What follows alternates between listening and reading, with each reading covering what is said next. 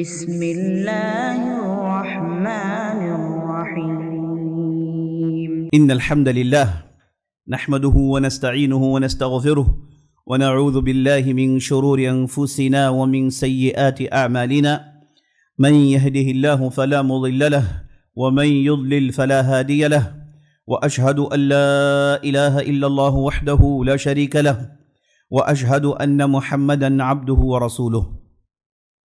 وبعد، فقال الله تبارك وتعالى: يا أيها الذين آمنوا اتقوا الله وقولوا قولا سديدا يصلح لكم أعمالكم ويغفر لكم ذنوبكم ومن يطع الله ورسوله فقد فاز فوزا عظيما. أما بعد، فقال الله تبارك وتعالى: أما بعد، فقال عليه الصلاة والسلام: من صمت نجا، من كان يؤمن بالله واليوم الآخر فليقل خيرا أو ليصمت. تمام قسم کی تعریفیں و بڑائی و کبریائی و عظمت و مجد اللہ سبحانہ و تعالیٰ کے لیے ہے، جو مالک ارض و سما ہے، خالق کائنات ہے، مدبر حقیقی ہے، مالک حقیقی ہے. لاکھوں کروڑوں درود و سلام ہو احمد مجتبیٰ محمد مصطفیٰ صلی اللہ علیہ وسلم پر، جنہیں اللہ سبحانہ و تعالیٰ نے سارے کائنات کے لیے رحمت بنا کر مبعوث کیا. میں اللہ رب العزت کی بارگاہ میں دعا کرتا ہوں کہ اللہ سبحانہ و تعالیٰ جس طرح ہمیں اس مبارک مجلس میں جمع کیا ہے، اسی طرح ہمیں جنت الفردوس میں جمع کریں. آمین یا رب العالمین. میں اللہ سبحانہ و تعالیٰ کی بارگاہ میں دست بدعا ہوں کہ اللہ سبحانہ و تعالیٰ جس طرح ہمیں اس مبارک مہینے کو حاصل کرنے کی توفیق بخشی، اسی طرح اللہ سبحانہ و تعالیٰ ہماری گردنوں کو جہنم سے رہا کریں. اور میں اللہ سے دعا کرتا ہوں کہ اللہ سبحانہ و تعالیٰ رمضان کی ہماری عبادتوں کو قبول فرمائے، ہمارے ذکر و اذکار، ہماری تلاوتیں، ہماری نمازیں، ان سب کو شرف قبولیت عطا کرے. آمین یا رب العالمین. عزیز ساتھیوں، بھائیوں، ماؤں اور بہنوں اور خواتین اسلام، یہ جو نشست ہے یہ چوتھی سیریز کی آخری نشست ہے. جیسا کہ آپ حضرات جانتے ہیں کہ رمضان کے آغاز سے، رمضان 2026 کے آغاز سے ہم نے ان سیریز کا آغاز کیا. پہلے ہم نے ایمانیات پر گفتگو کی، پھر 7 بڑے جنگوں کو لے کر اس میں تفصیلی روشنی ڈالنے کی کوشش کی، پھر 7 فتنے جنہیں سمجھنا جاننا ضروری ہے ان پر روشنی ڈالی. پھر ہم نے آخری جو سلسلہ تھا جس کا تعلق بڑے گناہوں سے تھا، اسے ہم نے شروع کیا. تو اس طریقے سے یہ جو ہماری 7ویں نشست ہے اس سیریز کی، یہاں تک اللہ نے ہمیں پہنچا دیا. اللہ سے دعا کریے گا کہ اللہ سبحانہ و تعالی ہم نے جو بھی کہا ہے، جو بھی سنا ہے، اس کے مطابق عمل کرنے کی ہمیں توفیق بخشے. اللہ سے دعا کریے گا کہ اللہ سبحانہ و تعالی ہمیں کہنے سے زیادہ عمل کرنے کی توفیق بخشے. آمین یا رب العالمین. تو غالباً کل کی ایک نشست ہوگی جس کا موضوع ایک بہت ہی اچھا موضوع، بھاری موضوع اس کا انتخاب ہوا ہے انشاءاللہ. وہ جیسا کہ آپ کے پاس ہر بار موضوعات پہنچتے ہیں، ویسا موضوع انشاءاللہ آپ کے پاس پہنچ جائے گا. تو کل کی ہماری نشست رمضان 2026 کی آخری نشست ہوگی. چلیے آج کے موضوع میں لب کشائی کرنے کی کوشش کرتے ہیں. عزیز ساتھیوں، میں نے خطبہ مسنونہ کے بعد قرآن کریم کی ایک آیت کی تلاوت کی. اللہ سبحانہ و تعالی ارشاد فرماتا ہے: یا ایھا الذین آمنوا اتقوا اللہ وقولوا قولا سدیدا. اے لوگو جو ایمان لائے ہو، اللہ سے ڈرو اور سیدھی سیدھی بات کہو، قول سدید بولو. وقولوا قولا سدیدا یصلح لکم اعمالکم ویغفر لکم ذنوبکم ومن یطع اللہ ورسولہ فقد فاز فوزا عظیما. یہ جو آیت ہے اس میں اللہ نے پہلے یہ کہا کہ اللہ سے ڈرو، اور سیدھی بات بولو. جب سیدھی بات بولو گے دو فائدے ہوں گے. یصلح لکم اعمالکم ویغفر لکم ذنوبکم. اللہ سبحانہ وتعالی تمہارے اعمال کی اصلاح کرے گا اور تمہارے گناہوں کو معاف کرے گا. سیدھی بات بولو گے تو تمہارے اعمال درست ہو جائیں گے اور تمہارے گناہ معاف کر دیے جائیں گے. بولنے اور گناہ معاف ہونے کا کیا تعلق؟ بولنے اور اعمال کی درستگی کا کیا تعلق؟ اللہ سبحانہ و تعالیٰ نے یہاں پر ایک کنیکشن بتایا. آدمی جب سیدھی سیدھی بات بولے گا اسی سے اس کے اعمال درست ہوتے ہیں. اور اس کنیکشن کو نبی صلی اللہ علیہ وسلم نے ایک حدیث میں بڑے پیارے انداز سے سمجھایا. آپ صلی اللہ علیہ وسلم کہتے ہیں جیسے ہی کوئی آدم کی اولاد صبح پاتا ہے تو جسم کے سارے اعضاء، جسم کے سارے پارٹس زبان کو دیکھ کر کہتے ہیں کہ ہمارے تعلق سے اللہ سے ڈر جاؤ، ہم ہیں تو تمہارے لیے، انما نحن بک، ہم ہیں تو تمہارے لیے ہیں. اذا استقمت استقمنا واذا وججت اعوججنا. اور سارے پارٹس آف دا باڈی اس زبان کو دیکھ کر کہتے ہیں کہ اگر تم درست ہو جاؤ تو ہم درست ہو جاتے ہیں، اگر تم ٹیڑھی میں پڑ جاؤ تو ہم سب ٹیڑھے ہو جاتے ہیں. تو سارے جسم کے پارٹس زبان سے کہتے ہیں کہ تمہیں اللہ سے ڈرنا چاہیے ہمارے تعلق سے. تو اس حدیث میں آپ صلی اللہ علیہ وسلم نے کنیکشن بتا دیا کہ ایک انسان اس وقت تک اچھا ہوتا ہے جب تک اس کی زبان اچھی ہوتی ہے، اور جب زبان اچھی ہوتی ہے تو دل اچھا ہوتا ہے، اور جب دل اچھا ہوتا ہے تو ساری چیزیں درست ہو جاتی ہیں. جیسا کہ آپ صلی اللہ علیہ وسلم نے حدیث میں ارشاد فرمایا الا ان فی الجسد مضغہ اذا صلحت صلح الجسد کلہ وَإِذَا فَسَدَتْ فَسَدَ الْجَسَدُ كُلُّهُ. انسان کے جسم میں ایک گوشت کا لوتھڑا ہے، ایک گوشت کا ٹکڑا ہے. اگر یہ گوشت کا ٹکڑا درست ہو جائے تو سارے معاملات درست ہو جاتے ہیں. اگر ایک گوشت کا ٹکڑا خراب ہو جائے تو سارے معاملات خراب ہو جاتے ہیں. اس کے بعد نبی صلی اللہ علیہ وسلم نے کہا الا وہی القلب، اے لوگو خبردار ہو جاؤ، جس گوشت کے ٹکڑے کی بات کر رہا ہوں وہ ہے دل. جس گوشت کے ٹکڑے کے بارے میں بات کر رہا ہوں وہ ہے دل. تو عزیز ساتھیو، جسم کے جتنے بھی پارٹس ہیں ان کا تعلق دل سے ہوتا ہے، اور دل کا تعلق زبان سے ہوتا ہے. دل کا جڑ یہ ہوتی ہے زبان. آدمی کی زبان اچھی ہے دل اچھا ہوتا ہے، دل اچھا ہے معاملات درست، زبان خراب دل خراب معاملات بیکار. تو آپ صلی اللہ علیہ وسلم نے یہ جو آیت ہے اس کے اندر جو کنیکشن اللہ نے بتایا اس کی وضاحت آپ صلی اللہ علیہ وسلم نے اس حدیث میں کی. اللہ نے کہا کہ ڈر جاؤ اور سیدھی بات بولو. سیدھی بات بولو گے تو اعمال درست ہو جائیں گے، سیدھی بات بولو گے تو ہم معاف کر ڈالیں گے. تو سیدھی بات بولنا، اعمال اچھے ہونا، اسے اللہ کے رسول صلی اللہ علیہ وسلم نے اس حدیث میں بتایا کہ یہ جو سارے اعضاء ہیں نا اس زبان کو دیکھ کر کہتے ہیں کہ ڈر جاؤ، درست ہو جاؤ. اگر درست ہو جاؤ گے تو ہم درست ہو جائیں گے، اگر ٹیڑھا ہو جاؤ گے تو ہم ٹیڑھا ہو جائیں گے. آپ صلی اللہ علیہ وسلم نے اس پیاری حدیث میں اس کنیکشن کو سمجھایا. اور دیکھیے اس آیت میں بتایا گیا اغفر لکم ذنوبکم. اگر سیدھی سیدھی بات بولو گے، سیدھا زبان کا استعمال کرو گے تو اعمال تو درست ہو جائیں گے، اور ساتھ ساتھ اللہ سبحانہ وتعالیٰ تمہارے گناہوں کو معاف کر دے گا. اللہ سبحانہ وتعالیٰ تمہارے گناہوں کو معاف کر دے گا، کیونکہ زبان سے انسان اللہ سبحانہ وتعالیٰ کی قربت حاصل کر سکتا ہے. زبان سے انسان اللہ کو یاد کر سکتا ہے. زبان یہ چھوٹی سی گوشت کی ٹکڑی ہے نا، اسے ایسا ہی کہنا چاہیے، گوشت کی ٹکڑی یہ تلوار سے بھی خطرناک ہے. بہت ہی جس کا دھار بڑا ہی تیز ہوتا ہے، اس تلوار سے یہ جو زبان ہے بہت ہی ڈینجر ہے.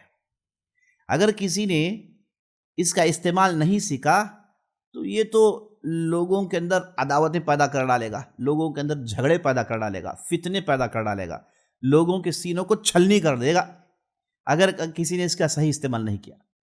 جیسا کہ ایک آدمی تلوار چلانا جانتا ہے تو وہ ٹھیک سے تلوار چلاتا ہے، کسی کو نقصان نہیں پہنچتا، اسے کیسے چلانا ہے ویسے چلاتا ہے۔ اگر اس نے تلوار چلانا ٹھیک سے نہیں سیکھا تو وہ دوسروں کو بھی کاٹے گا، خود اپنے آپ کو بھی کاٹے گا۔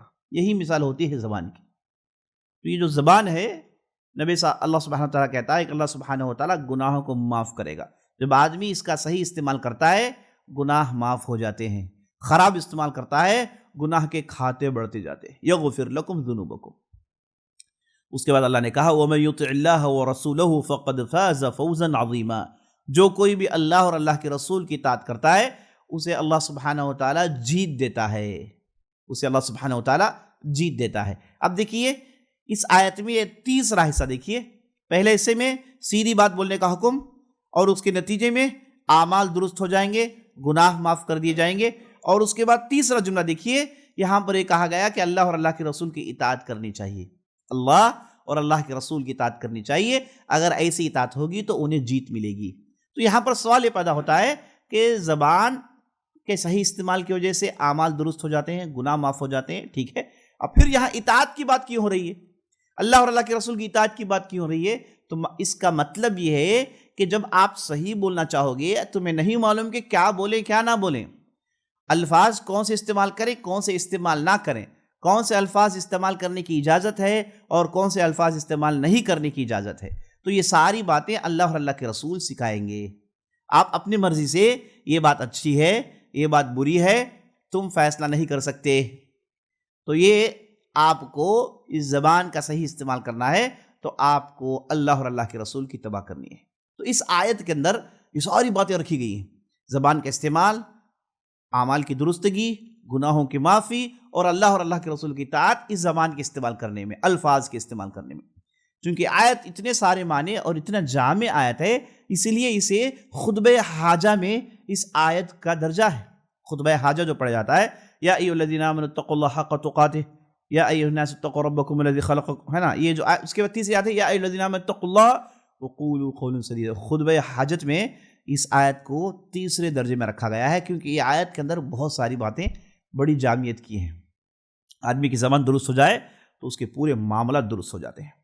تو چلیے بات آگے بڑھاتے ہیں، کیونکہ بات زبان کی ہے، زبان کی برائیوں سے جڑی ہوئی ہے، تو یہ حدیث آپ کو لا محالہ سننا ہے، لا محالہ سننا ہے۔ تھوڑی لمبی ہے لیکن بہت ہی گہرے معنی اپنے اندر رکھتی ہے حدیث۔ یہ حدیث کے راوی ہیں معاذ بن جبل رضی اللہ عنہ۔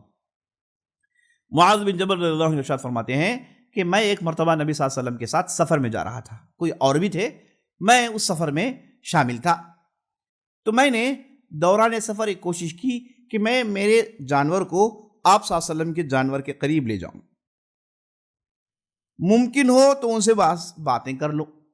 اس امید سے میں نے میرے جانور کو آپ صلی اللہ علیہ وسلم کے جانور کے قریب کرنے کی کوشش کی، لیکن دوسرے بڑے بڑے لوگ تھے تو اس بھیڑ میں مجھے یہ موقع نہیں ملا، کیونکہ آپ صلی اللہ علیہ وسلم کے ساتھ بڑے بزرگ صحابہ ہیں، عمر بن خطاب ہیں، ابوبکر صدیق ہیں، دوسرے ہیں، دوسرے معاملات میں گفتگو کر رہے ہیں۔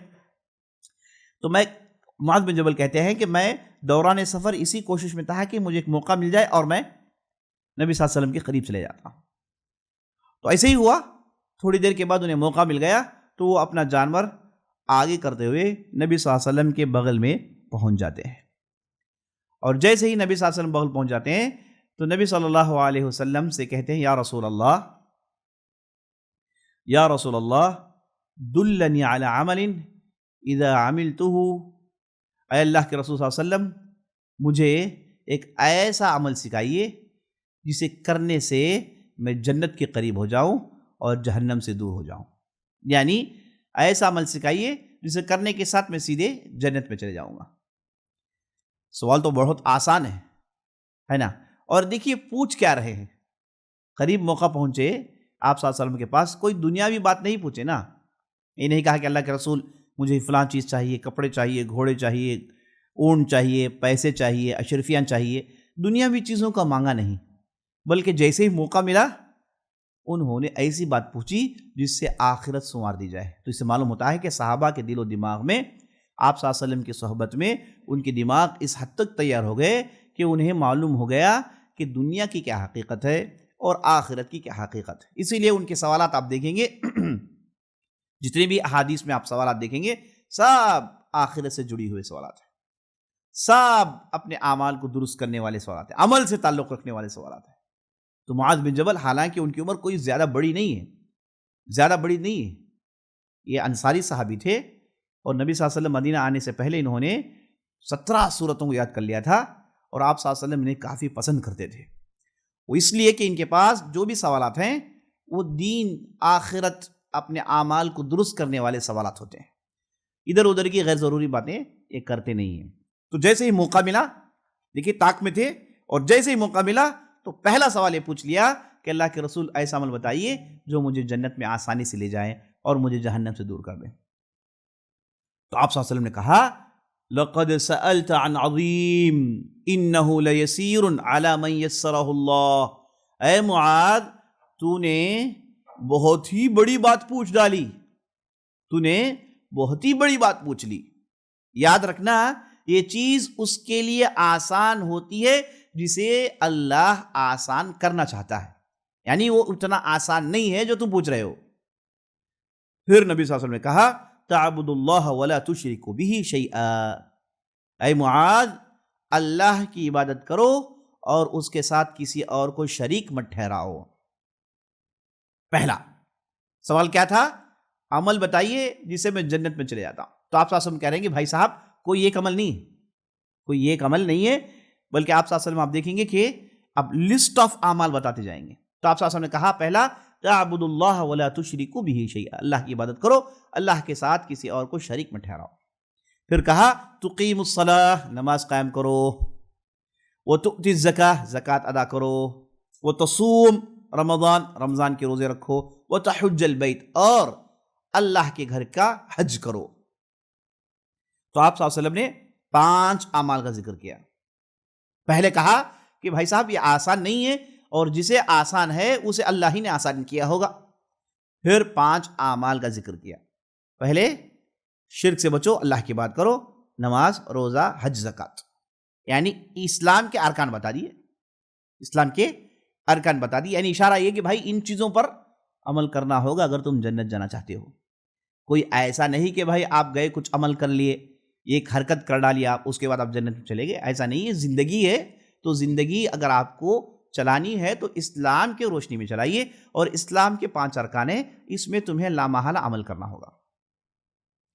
اور آپ صلی اللہ علیہ وسلم چونکہ معاذ بن جبل کی وہ کیوریوسٹی جانتے ہیں، علم حاصل کرنے کا وہ شوق، باتیں جاننے کا وہ شوق جانتے ہیں، تو آپ صلی اللہ علیہ وسلم نے مزید معاذ بن جبل کو کچھ دینا چاہا۔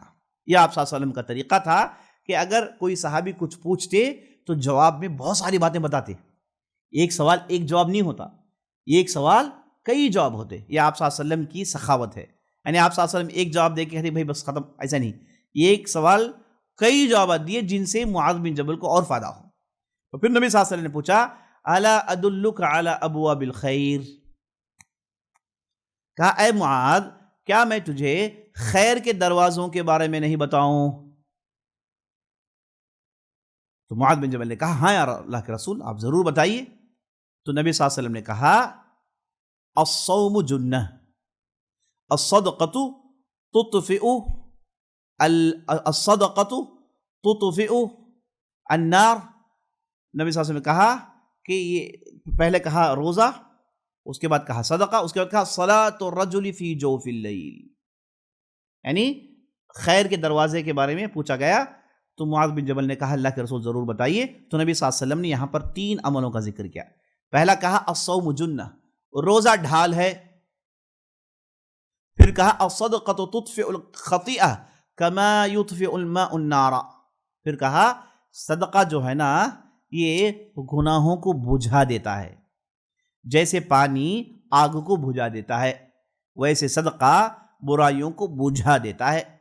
تو آپ صلی اللہ علیہ وسلم نے پہلے کہا روزے کے بارے میں کہا روزہ ڈھال ہے، ڈھال کہتے ہیں شیلڈ کو۔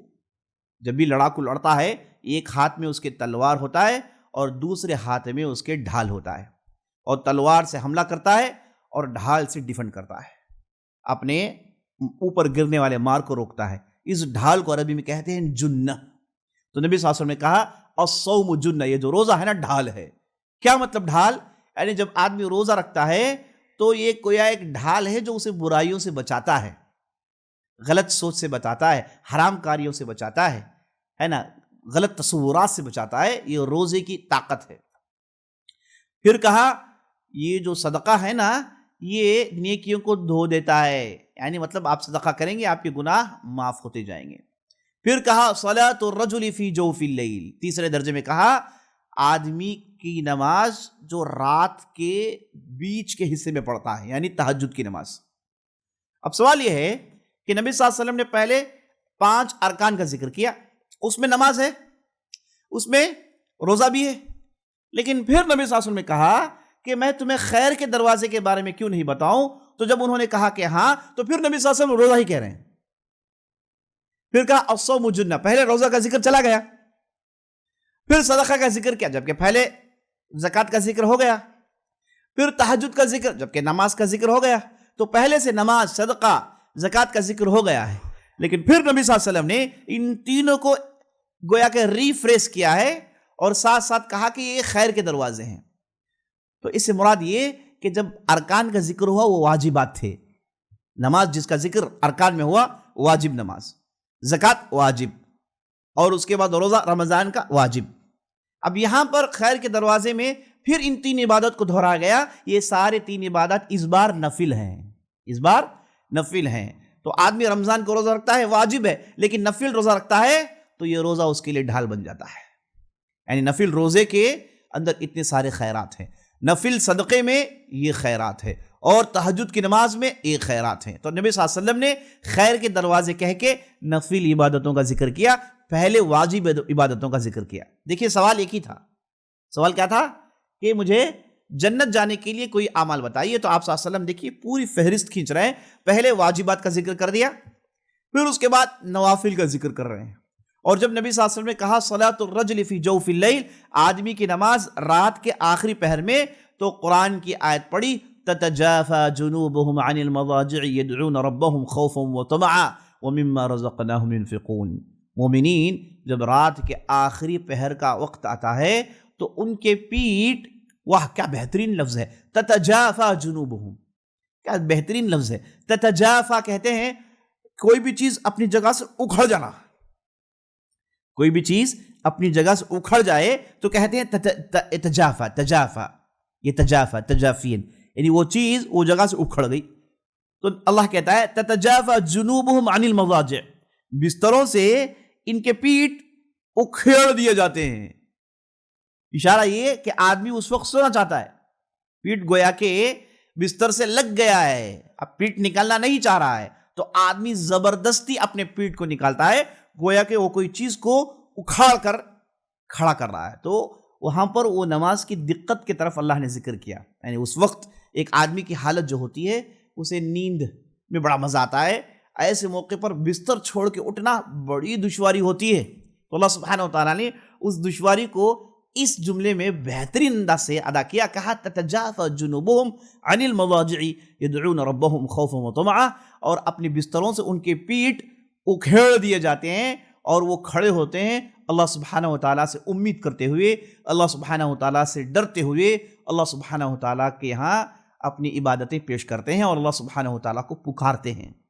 اور مما رزقناہم ينفقون، اور ان کے پاس جو بھی مال ہے ان میں سے انفاق کرتے ہیں. بڑا تعجب کا معاملہ ہے. بات تہجد کی چل رہی ہے، بات رات کے آخری حصے میں چل رہی ہے، اور بستر سے اٹھ کے نماز پڑھنے کی بات چل رہی ہے، اور اس میں یہ کہا جاتا ہے کہ وَمِمَّا رَزَقْنَاهُمْ يُنْفِقُونَ، اور ہم جو کچھ بھی دیتے ہیں ان میں سے انفاق کرتے ہیں. اب رات میں آدمی عبادت کرے گا، انفاق تو دن میں ہوتا ہے، لوگوں کے پاس ملتا ہے، آدمی جاتا ہے دیتا ہے آدمی، لیکن نہیں، اللہ سبحانہ تعالیٰ کہتا ہے یہ رات کے اندھیریوں میں جب آدمی چھپ کے لوگوں کو جا کر دیتا ہے، انفاق کرتا ہے، تو اس عبادت کی کیفیت، اس کا لیول کچھ اور ہی ہوتا ہے. اس کے اندر وہ اخلاص پایا جاتا ہے رات کے اندھیریوں میں. اللہ اکبر. سلف الصالحین نے اس پر کیسے عمل کیا. ایک بہت بڑے جن کا لقب تھا زین العابدین، علی بن ابی طالب رضی اللہ عنہ، علی بن ابی طالب کے لڑکے جن کا نام تھا علی بن حسین بن علی بن ابی طالب، حسین رضی اللہ عنہ کے لڑکے جن کا نام بھی علی تھا، انہیں زین العابدین کہا جاتا تھا. ان کا لقب اس لیے کہ یہ زبردست عبادت کرتے تھے. اور جب ان کی وفات ہوئی تو بہت سارے خاندان سڑکوں میں آئے اور کہنے لگے کہ بھائی صاحب ہمیں جو راشن ملتا تھا وہ راشن اچانک سے رک گیا ہے. ہمیں کھانے پینے کے جو سامان ملتے تھے وہ اچانک سے رک گئے ہیں. ہم جب بھی صبح اٹھتے دروازہ کھولتے تو ہمارے دہلیز کے پاس کھانے پینے کے سامان رکھے جاتے تھے اور ہم انہیں اٹھاتے کھاتے. ہمیں نہیں معلوم تھا کہ وہ کون لا کے رکھتا تھا. اب ان کا انتقال ہوا ہے تو اب معلوم ہوا کہ یہی وہ تھے جو رات کے اندھیریوں میں اپنے کھاندوں میں بوریوں کو اٹھاتے اور یہ دھان اور یہ جو کھانے کے سامان ہیں یہ جاتے محتاج اور فقراء کے گھروں کے سامنے رکھ کے چپکے سے نکل جاتے. لوگوں کو پتہ بھی نہیں چلتا کہ کس نے رکھا ہے اور کس نے لایا ہے. اللہ اکبر. قربان جائیں اس اخلاص پر، قربان جائیں اس اخلاص پر. اتنا بڑا عمل یہ صاحب نے کیا ہے اور زندگی بھر کرتے رہے لیکن کسی کو اس کی بھنک تک نہیں پڑی. یہ کرتے کون تھے؟ اللہ اکبر. یہ عبادات لے کر یہ لوگ قیامت کے دن آئیں گے اور ہم بھی کھڑے ہونے والے ہیں. پتہ نہیں ہم کیسی صورت اللہ سبحانہ وتعالیٰ کے سامنے دکھانے والے ہیں. ہمارا تو معاملہ یہ ہے کہ ہم چھوٹا ایک عمل کرتے ہیں اور لوگوں میں اسے کہہ کے بتا کے اس کی روح ہی ختم کر ڈالتے ہیں، ہے نا. اخلاص عزیز ساتھی یہ ہے.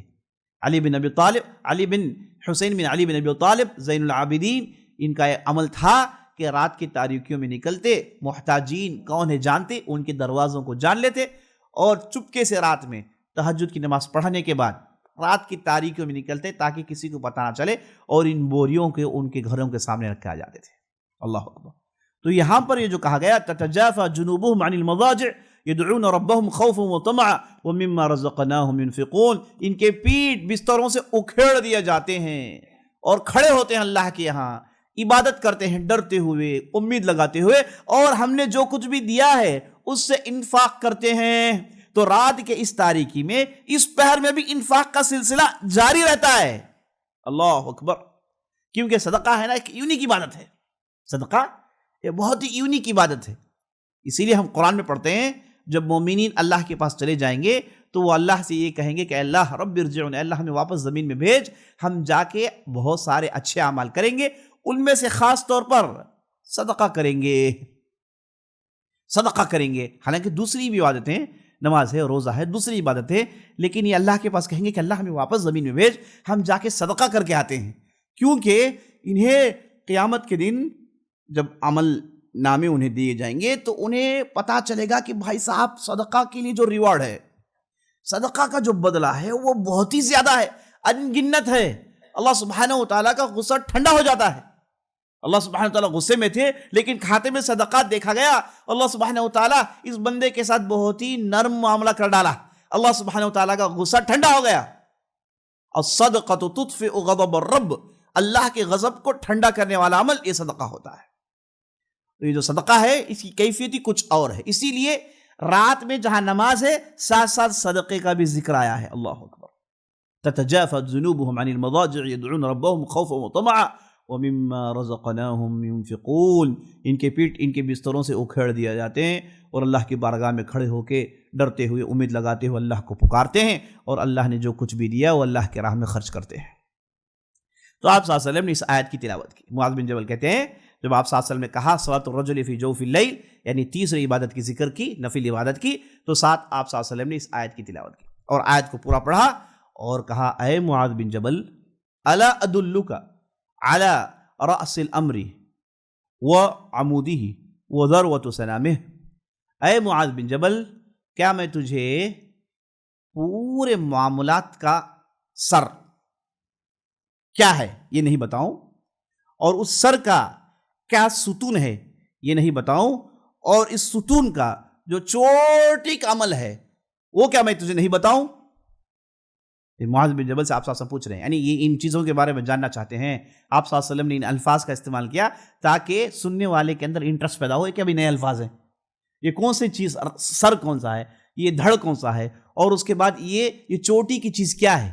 تو یہ جو الفاظ آپ صلی اللہ علیہ وسلم نے استعمال کیا تاکہ سننے والا بڑے انٹرسٹ سے سنے. آپ صلی اللہ علیہ وسلم کا طریقہ تھا، آپ صلی اللہ علیہ وسلم چونکہ بہترین تعلیم دینے والے بہترین استاد تھے تو جانتے تھے کہ کیسے اسٹوڈنٹ کے اٹینشن کو گراب کریں. تو ایسی باتیں کہتے کہ آدمی بالکل الرٹ ہو جاتا، اور جب الرٹ ہو جاتا آپ صلی اللہ علیہ وسلم اس معلومات کو دیتے تاکہ دل میں وہ بات بیٹھیں اور اسے یاد کر لیں. تو آپ صلی اللہ علیہ وسلم اب معاذ بن جبل سے کہہ رہے ہیں کہ اے معاذ بن جبل کیا میں تجھے پورے معاملات کا سر کیا ہے نہیں بتاؤں، اس کا ستون کیا ہے نہیں بتاؤں، اور اس کی چوٹی ٹاپ موسٹ کیا چیز ہے یہ نہیں بتاؤں؟ تو معاذ بن جبل اور ہے نا ایگر ہو گئے اور بےتاب ہو گئے، کہنے لگے یا رسول اللہ ضرور بتائیے گا۔ تو نبی صلی اللہ علیہ وسلم کہتے ہیں رأس الامر الاسلام، تمام معاملات کا سر اسلام ہے، اور اس کا ستون نماز ہے، اور اس کی چوٹی کی عبادت الجہاد، اللہ کے راہ میں لڑنا ہے، اللہ کے راہ میں لڑنا ہے۔ اب تک کتنے اعمال بتائے ہیں؟ جو لوگ سو رہے ہیں وہ بھی سن لیں، کتنے اعمال بتائے ہیں؟ 5 5 + 5 اور پس 5 + 3 + 3۔ پہلے کہا 5 کہا، پہلے کہا تعبد اللہ لا تشرک بہ شیئا، اللہ کی بات کریں، نماز، روزہ، حج، زکات۔ پھر یہ کہا کہ خیر کے دروازے نہیں بتاؤں؟ کہا کہ ہاں، تو خیر کے دروازے 3 بتائے، نفل روزہ، نفل صدقہ اور نفل تہجد کی نماز۔ تو 5 + 3 50 پر 3، 5 + 3 8۔ پھر کہا کہ میں کیا تمہیں پورے معاملات کا سر، اس کا ستون اور اس کی چوٹی کا عمل، تو پھر یہ 3 ہو گئے۔ پھر کہا اسلام، نماز اور جہاد فی سبیل اللہ، تو 8 + 3 11۔ تو آپ صلی اللہ علیہ وسلم سے سوال یہ پوچھا گیا کہ اللہ کے رسول ایک عمل بتائیے جس سے میں سیدھے جنت پہ چلے جاؤں، جنت میرے لیے آسان ہو جائے اور جہنم سے بچ جاؤں۔ تو آپ صلی اللہ علیہ وسلم نے 11 عبادتوں کا ذکر کیا، 11 عملوں کا ذکر کیا، اس میں واجبات بتائے، ہے نا، اس کے بعد نوافل بتائے، اور اس کے بعد دین کا نچوڑ کیا ہے بتایا، اور جہاد کا ذکر کیا خاص طور سے۔ یہ سارے اعمال پورے بڑے بڑے اعمال ہیں، روزہ، حج، نماز، جہاد، پورے چوٹی کے اعمال ہیں۔ یہ ساری باتیں بتا کے آپ صلی اللہ علیہ وسلم پھر چوتھی مرتبہ کہتے ہیں الا ادلک علی ملاک ذلک کلہ، اے معاذ بن جبل میں نے بہت ساری باتیں بتائی، بہت سارے عملوں کا ذکر کیا، لگ بھگ 11 عملوں کا ذکر کیا ہے، کیا میں تجھے یہ 11 عملوں کا لب لباب نہیں بتاؤں، یہ 11 عملوں کا نٹشل نہیں بتاؤں، یہ 11 عملوں کا ایسنس کیا ہے نہیں بتاؤں؟ تو معاذ بن جبل ترس کر کہے یا رسول اللہ ضرور بتائیے گا۔ تو آپ صلی اللہ علیہ وسلم نے اپنی جیب باہر نکالی، کہا کف علیک ھذا، اسے پکڑے رکھو، کہا اسے پکڑے رکھو۔ تو معاذ بن جبل کی حیرت کی حد نہیں رہی، کہنے لگے یا رسول اللہ انا لمؤاخذون بما نتکلم بہ، اے اللہ کے رسول ہم جو بولتے ہیں اس پر بھی پکڑ ہوگی؟ کیا کہا؟ یا رسول اللہ انا لمؤاخذون بما نتکلم بہ، یا اللہ کے رسول یہ جو ہم زبان سے بول رہے ہیں کیا اس پر بھی مؤاخذہ ہوگا، اس پر بھی پکڑ ہے؟ یعنی وہ یہ سمجھ رہے تھے کہ یہ بڑے بڑے اعمال آپ نے ذکر کیا جس کے لیے آدمی جہاد میں میدان میں جاتا ہے، حج کے لیے سفر کرتا ہے، نماز کے لیے جاتا ہے 5 وقت، اور روزہ جھیلتا ہے، بھوک جھیلتا ہے، بڑے بڑے کام کرتا ہے، جسم سے محنت کرتا ہے۔ تو معاذ بن جبل تعجب ہوا کہ ہم اتنے بڑے بڑے اعمال کے مقابلے میں یہ زبان اس کا بھی ہوگا کیا؟ یہ تعجب تھا انہیں۔ تو نبی صلی اللہ علیہ وسلم نے دیکھیے معاذ بن جبل سے کہا ثقلتک امک یا معاذ، اے معاذ تیری ماں تجھے نہ پائیں۔ یہ عربوں کے درمیان ایک فریز ہے، یہ اس وقت بولتے ہیں جب وہ تعجب میں ہو جاتے ہیں، حالانکہ اس کا لفظ کا کوئی معنی نہیں ہوتا۔ یعنی تیری ماں تجھے نہ پائیں کیا مطلب؟ یعنی مر کے جا، یہ تو معنی ہے اس کا، حالانکہ وہ مراد نہیں۔ عربوں کے پاس بعض ایسے جملے ہوتے ظاہری طور پر اس کے معنی بڑے خطرناک دکھتے ہیں، لیکن وہ معنی مراد نہیں ہوتا، اسے مراد آدمی کو بتانا ہوتا ہے کہ بھائی تمہاری اس بات سے مجھے بڑا تعجب ہو گیا، میں سرپرائز ہوگا تمہاری اس بات سے کہ کیا کہہ رہے تم، ہے نا؟ تو یہ بتانا مقصد ہوتا ہے۔ تو آپ صلی اللہ علیہ وسلم کے حدیث میں اہل علم نے غور کیا تو ایسے لگ بھگ آپ صلی اللہ علیہ وسلم سے 2-3 مرتبہ ایسے جملے سرزد ہوئے، ایسے جملے نکلے ہیں، بتائے ہیں آپ صلی اللہ علیہ وسلم نے، جن کا ظاہری معنی ایسے دکھتا ہے کہ کوئی بدعا ہے۔ یعنی تیری ماں تجھے نہ پائے مطلب کیا ہے؟ تیری موت آ جائے، یہ معنی، حالانکہ بدعا نہیں دے رہے آپ صلی اللہ علیہ وسلم۔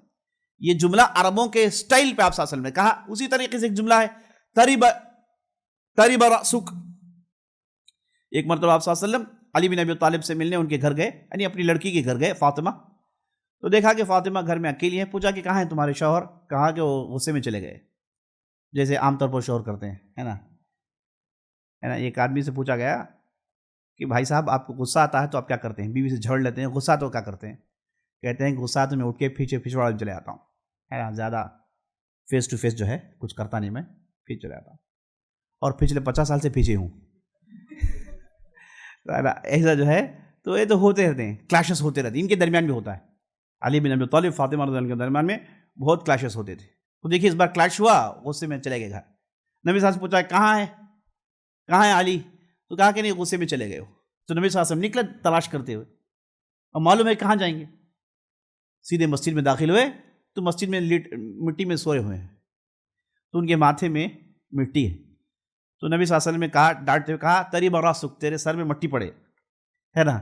تو آپ صلی اللہ علیہ وسلم کو غصہ کہا، جھگڑ کے کیوں آئے، گھر جاؤ، واپس جاؤ، یہ بتا رہے تھے۔ تو آپ صلی اللہ علیہ وسلم وہاں پر ایک جملہ کہا، تریب راسک، تیرے سر میں مٹی پڑے، حالانکہ مراد وہ نہیں کہ جو ہے مر کے جائے، مانا نہیں ہے، یہ عربوں کا اسٹائل ہوتا ہے، یہ اس وقت کہتے ہیں جب وہ غصے میں ہیں یا پھر سامنے والے کو کچھ کام کرنے پر ابھارنا چاہتے ہیں۔ تو یہاں پر آپ صلی اللہ علیہ وسلم نے معاذ سے کہا، ثقلت کا امک یا معاذ، اے معاذ تیری ماں تجھے نہ پائیں۔ کہا کہ هل يكب الناس في النار الا حصائد السنتهم۔ نبی صلی اللہ علیہ وسلم نے کہا کہ بھائی صاحب جہنم میں لوگوں کو اٹھا کے پھینکا جائے گا، منہ کے بل پھینکا جائے گا، صرف ان کے زبان کی کمائی کی وجہ سے، صرف ان کے زبان کی کمائی کی وجہ سے، زبان نے جو کام کیے اس کا نتیجہ یہ ہوگا کہ یہ سیدھے سیدھے جہنم میں جائیں گے۔ تو آپ صلی اللہ علیہ وسلم نے دیکھیے زبان کی اہمیت بتانے کے لیے کیسا معاذ بن جبل کو آپ صلی اللہ علیہ وسلم نے کیسی باتیں بتائی، اور کیسے معاذ بن جبل کو گھمایا پھرایا، اور آخر میں وہ نقطہ بتایا۔ آخر کا جو نقطہ یہی سوال جواب ہے۔ پہلے جو سوال ہوا کہ ایک ایسا عمل بتائیے جو مجھے جنت لے جائے، جواب یہ تھا کہ بھائی زبان کنٹرول کر لو، لیکن آپ صلی اللہ علیہ وسلم نے اسے سیدھے نہیں بتایا، چونکہ بہترین استاد تھے، تو آپ صلی اللہ علیہ وسلم نے معاذ بن جبل کے دماغ میں تاکہ اس بات کو بٹھا دیں، اور آخرت تک آنے والے لوگ جب بھی اس حدیث کو پڑھیں تو انہیں معلوم ہو جائے کہ بھائی زبان ایک بہت بڑی مصیبت ہے، زبان کا استعمال انسان کو جاننا چاہیے۔ زبان آدمی غلط استعمال کر بیٹھے گا، اپنی آخرت برباد کر بیٹھے گا۔ آپ صلی اللہ علیہ وسلم حدیث میں ارشاد فرماتے ہیں، کبھی ہوتا یہ ہے کہ ایک آدمی بغیر ہوش میں، بے پرواہی میں زبان سے ایسے الفاظ کہہ دیتا ہے جس کی وجہ سے جہنم میں کئی سالوں تک گرتے رہتا ہے، جہنم میں کئی سالوں تک گرتے رہتا ہے، بے پرواہی میں، لا یلقی لہا بالا، یعنی کچھ بھی بول دیا، زبان میں آ گیا بول دیا، اور اس کے نتیجے میں جہنم میں گرتے رہتا ہے، اور اسے بتایا جائے گا کہ بھائی صاحب تم گر رہے ہو کیونکہ فلاں دن آپ نے فلاں جملہ کہا، تم نے اسے سوچا نہیں، غفلت میں کہہ ڈالا۔ تو آپ ہرگز یہ آپ نہیں کہہ سکتے کہ میں نے غفلت میں بات کہہ ڈالی۔ ہو سکتا ہے کہ غفلت میں کہی ہوئی بات آدمی کو جہنم میں ڈال دے، ہے نا۔ اور اسی طریقے سے آدمی کبھی کبھار غفلت میں اچھی بھی بات بول جاتا ہے جس کی وجہ سے اسے جنت میں بھی جانے کا موقع ملتا ہے، لیکن ڈرنے والی بات یہ ہے کہ آدمی غصے میں، غفلت میں کچھ بھی نہ بول لیں۔ ایک صحابی آئے آپ صلی اللہ علیہ وسلم سے کہنے لگے، یا رسول اللہ اوصینی، اللہ کے رسول مجھے وصیت کریے، نصیحت کریے۔ تو نبی صلی اللہ علیہ وسلم نے کہا لا تغضب۔ وہ صحابی نے کہا ٹھیک ہے اللہ کے رسول، کوئی دوسری نصیحت؟ کہا لا تغضب، ڈرو مت۔ پھر تیسری مرتبہ کہا کہ اللہ کے رسول کوئی دوسری نصیحت؟ کہا کہ لا تغضب۔ لا تغضب مطلب غصہ مت کرو، غصہ مت کرو، غصہ مت کرو، غصہ مت کرو۔ آپ صلی اللہ علیہ وسلم نے 3 مرتبہ دہرایا۔ ایسا معلوم ہوتا ہے کہ وہ صحابی کو زیادہ غصہ آیا کرتا تھا، اس لیے آپ صلی اللہ علیہ وسلم نے 3 مرتبہ کہا کہ بھائی صاحب غصہ مت کرو، غصہ مت کرو۔ اگر غصے میں ہوگے تو تم ایسے ایسے جملے کہہ بیٹھو گے، ایسی ایسی باتیں کہہ بیٹھو گے، بعد میں بیٹھ کے روتے رہو گے، لیکن کچھ بھی حل نہیں۔ جب کمان سے تیر نکل جاتا ہے تو پھر واپس نہیں آتا، کمان سے تیر نکل جائے واپس نہیں آتا۔ اسی لیے کہا جاتا ہے عقل مند آدمی باتوں کو تولتا ہے پھر بولتا ہے۔ کیا بولنے والا ہے اسے تولتا ہے پھر بولتا ہے۔ بیوقوف جو ہوتا ہے بولنے کے بعد سوچتا ہے کہ میں نے کیوں بول دیا، یہ مجھے بولنا نہیں چاہیے تھا، پھر معافی مانگتا ہے، پیچھے دوڑتا ہے، آگے جاتا ہے، پیچھے جاتا ہے، لیکن اس نے تو بول دیا نا، اس نے تو بول دیا، زبان سے بول دیا، تیر نکل گیا کمان سے، پھر واپس آئے گا مشکل ہے۔ اس لیے عقل مند آدمی خوب سوچتا ہے پھر بولتا ہے۔ اور ایک مشہور عربی کا محاورہ ہے جس میں کہا گیا لسان العاقل مدفون تحت عقلہ، عقل مند آدمی کی زبان اس کے عقل کے نیچے دفن ہے، عقل مند آدمی کی زبان اس کے عقل کے نیچے دفن ہے۔ کیا مطلب؟ یعنی پہلے سوچتا ہے پھر بولتا ہے، زبان کا مکمل کنٹرول اس کی زبان پر ہوتا ہے، دماغ کا مکمل کنٹرول اس کی زبان پر ہوتا ہے، عقل کا مکمل کنٹرول اس کی زبان پر ہوتا ہے، سوچتا ہے، سمجھتا ہے، پھر بولتا ہے۔ یہاں پر مجھے عبداللہ بن مسعود کی بات یاد آ رہی ہے۔ عبداللہ بن مسعود رضی اللہ عنہ کہتے ہیں اگر پوری دنیا میں کسی کو جیل میں ڈال کے لمبی سزا کٹوانی ہے تو وہ ہو گیا زبان۔ اگر کسی کو جیل میں ڈال کے لمبی سزا اسے دینی ہے تو وہ دنیا میں زبان کے علاوہ کوئی دوسری چیز ہو نہیں سکتی۔ اسے جیل میں ڈالے اور لمبی سزا دے، کیا مطلب؟ وہ بند رکھیں اور غیر ضروری استعمال نہ کریں۔ اور آپ صلی اللہ علیہ وسلم نے ایک پیاری حدیث میں کہا من صمت نجا، جو خاموش رہ گیا جیت گیا، جو خاموش رہ گیا جیت گیا۔ ایک دوسری بات اسی تعلق سے، لا من كان يؤمن بالله واليوم الآخر فليقل خيرا او ليصمت، جو آدمی اللہ پر ایمان رکھتا ہے اور آخرت پر ایمان رکھتا ہے وہ آدمی بولتا ہے تو اچھا بولتا ہے ورنہ خاموش رہتا ہے، بولتا ہے تو اچھا بولتا ہے ورنہ خاموش رہتا ہے۔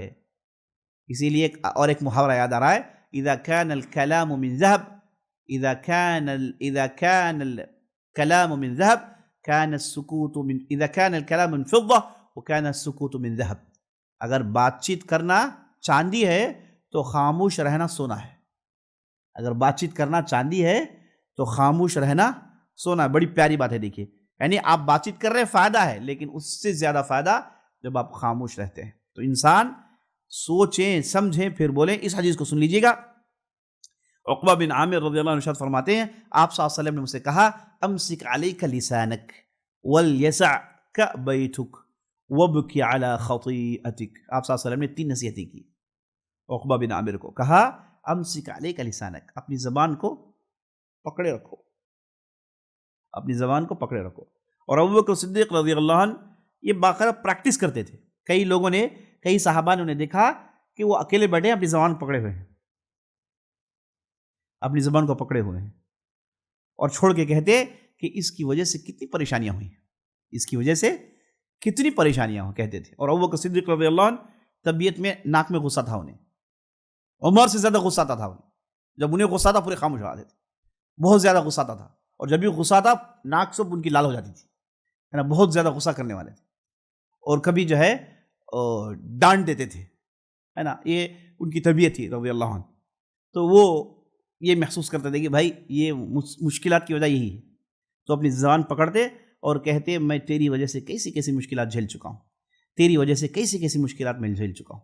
تو آپ صلی اللہ علیہ وسلم نے عقبہ بن عامر سے کہا امسک علیک لسانک، تیری زبان اب پکڑے رکھ، ہے نا، تیری زبان قابو میں رکھ۔ اور پھر کہا وَلْيَسَعْكَ بَيْتُكَ، اور تو گھر میں زیادہ رہ، زیادہ مارکیٹ میں ادھر ادھر گھومنے کی ضرورت نہیں ہے، گھر میں زیادہ رہا کرو۔ وَابْكِ عَلَى خَطِيئَتِكَ، تیسری بات یہ کہ اپنے گناہوں کو سوچ سوچ کے رویا کرو، اپنی غلطیوں کو سوچ سوچ کے رویا کرو۔ تو یہ تینوں دیکھیے عزیز ساتھیوں ایک ہی نصیحت ہے۔ آدمی باہر جائے گا، لوگوں سے ملے گا، زبان استعمال کرے گا، زبان استعمال کرے گا، گناہوں میں پڑے گا۔ تو آپ صلی اللہ علیہ وسلم نے ایک ہی بات کو ان 3 نقطے میں بتایا۔ کیا پیاری بات ہے، دیکھیے، کہا کہ اپنی زبان قابو میں رکھو، گھر میں رہو، اور گناہوں کو سوچ سوچ کے رویا کرو، گناہوں کو سوچ سوچ کے رویا کرو، کہ آدمی اس کے علاوہ کوئی حل نہیں۔ جو باتیں بتا دی سامنے والے کو ٹھیس پہنچ گیا، تو فتنہ ہو گیا، گلاٹا ہو گیا آپ کی زبان کھولنے کی وجہ سے۔ اب کیا کریں گے؟ آپ پوری چیزوں کو ریویس میں لے جائیں گے، ممکن نہیں۔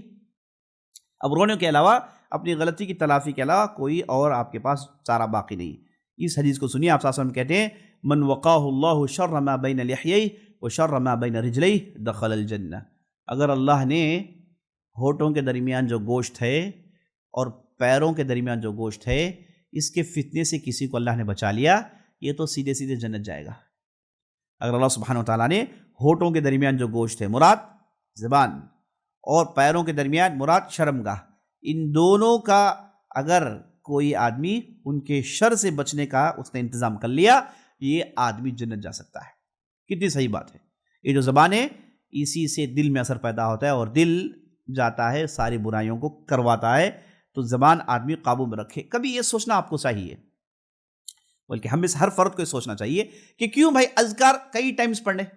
مثال دبا سلام پھیرتے ہیں، آپ کہتے ہیں اللہ اکبر اللہ اکبر اللہ اکبر 33 ٹائمز، پھر آپ کہتے ہیں الحمدللہ الحمدللہ الحمدللہ 33 ٹائمز، پھر آپ کہتے ہیں سبحان اللہ 33 ٹائمز۔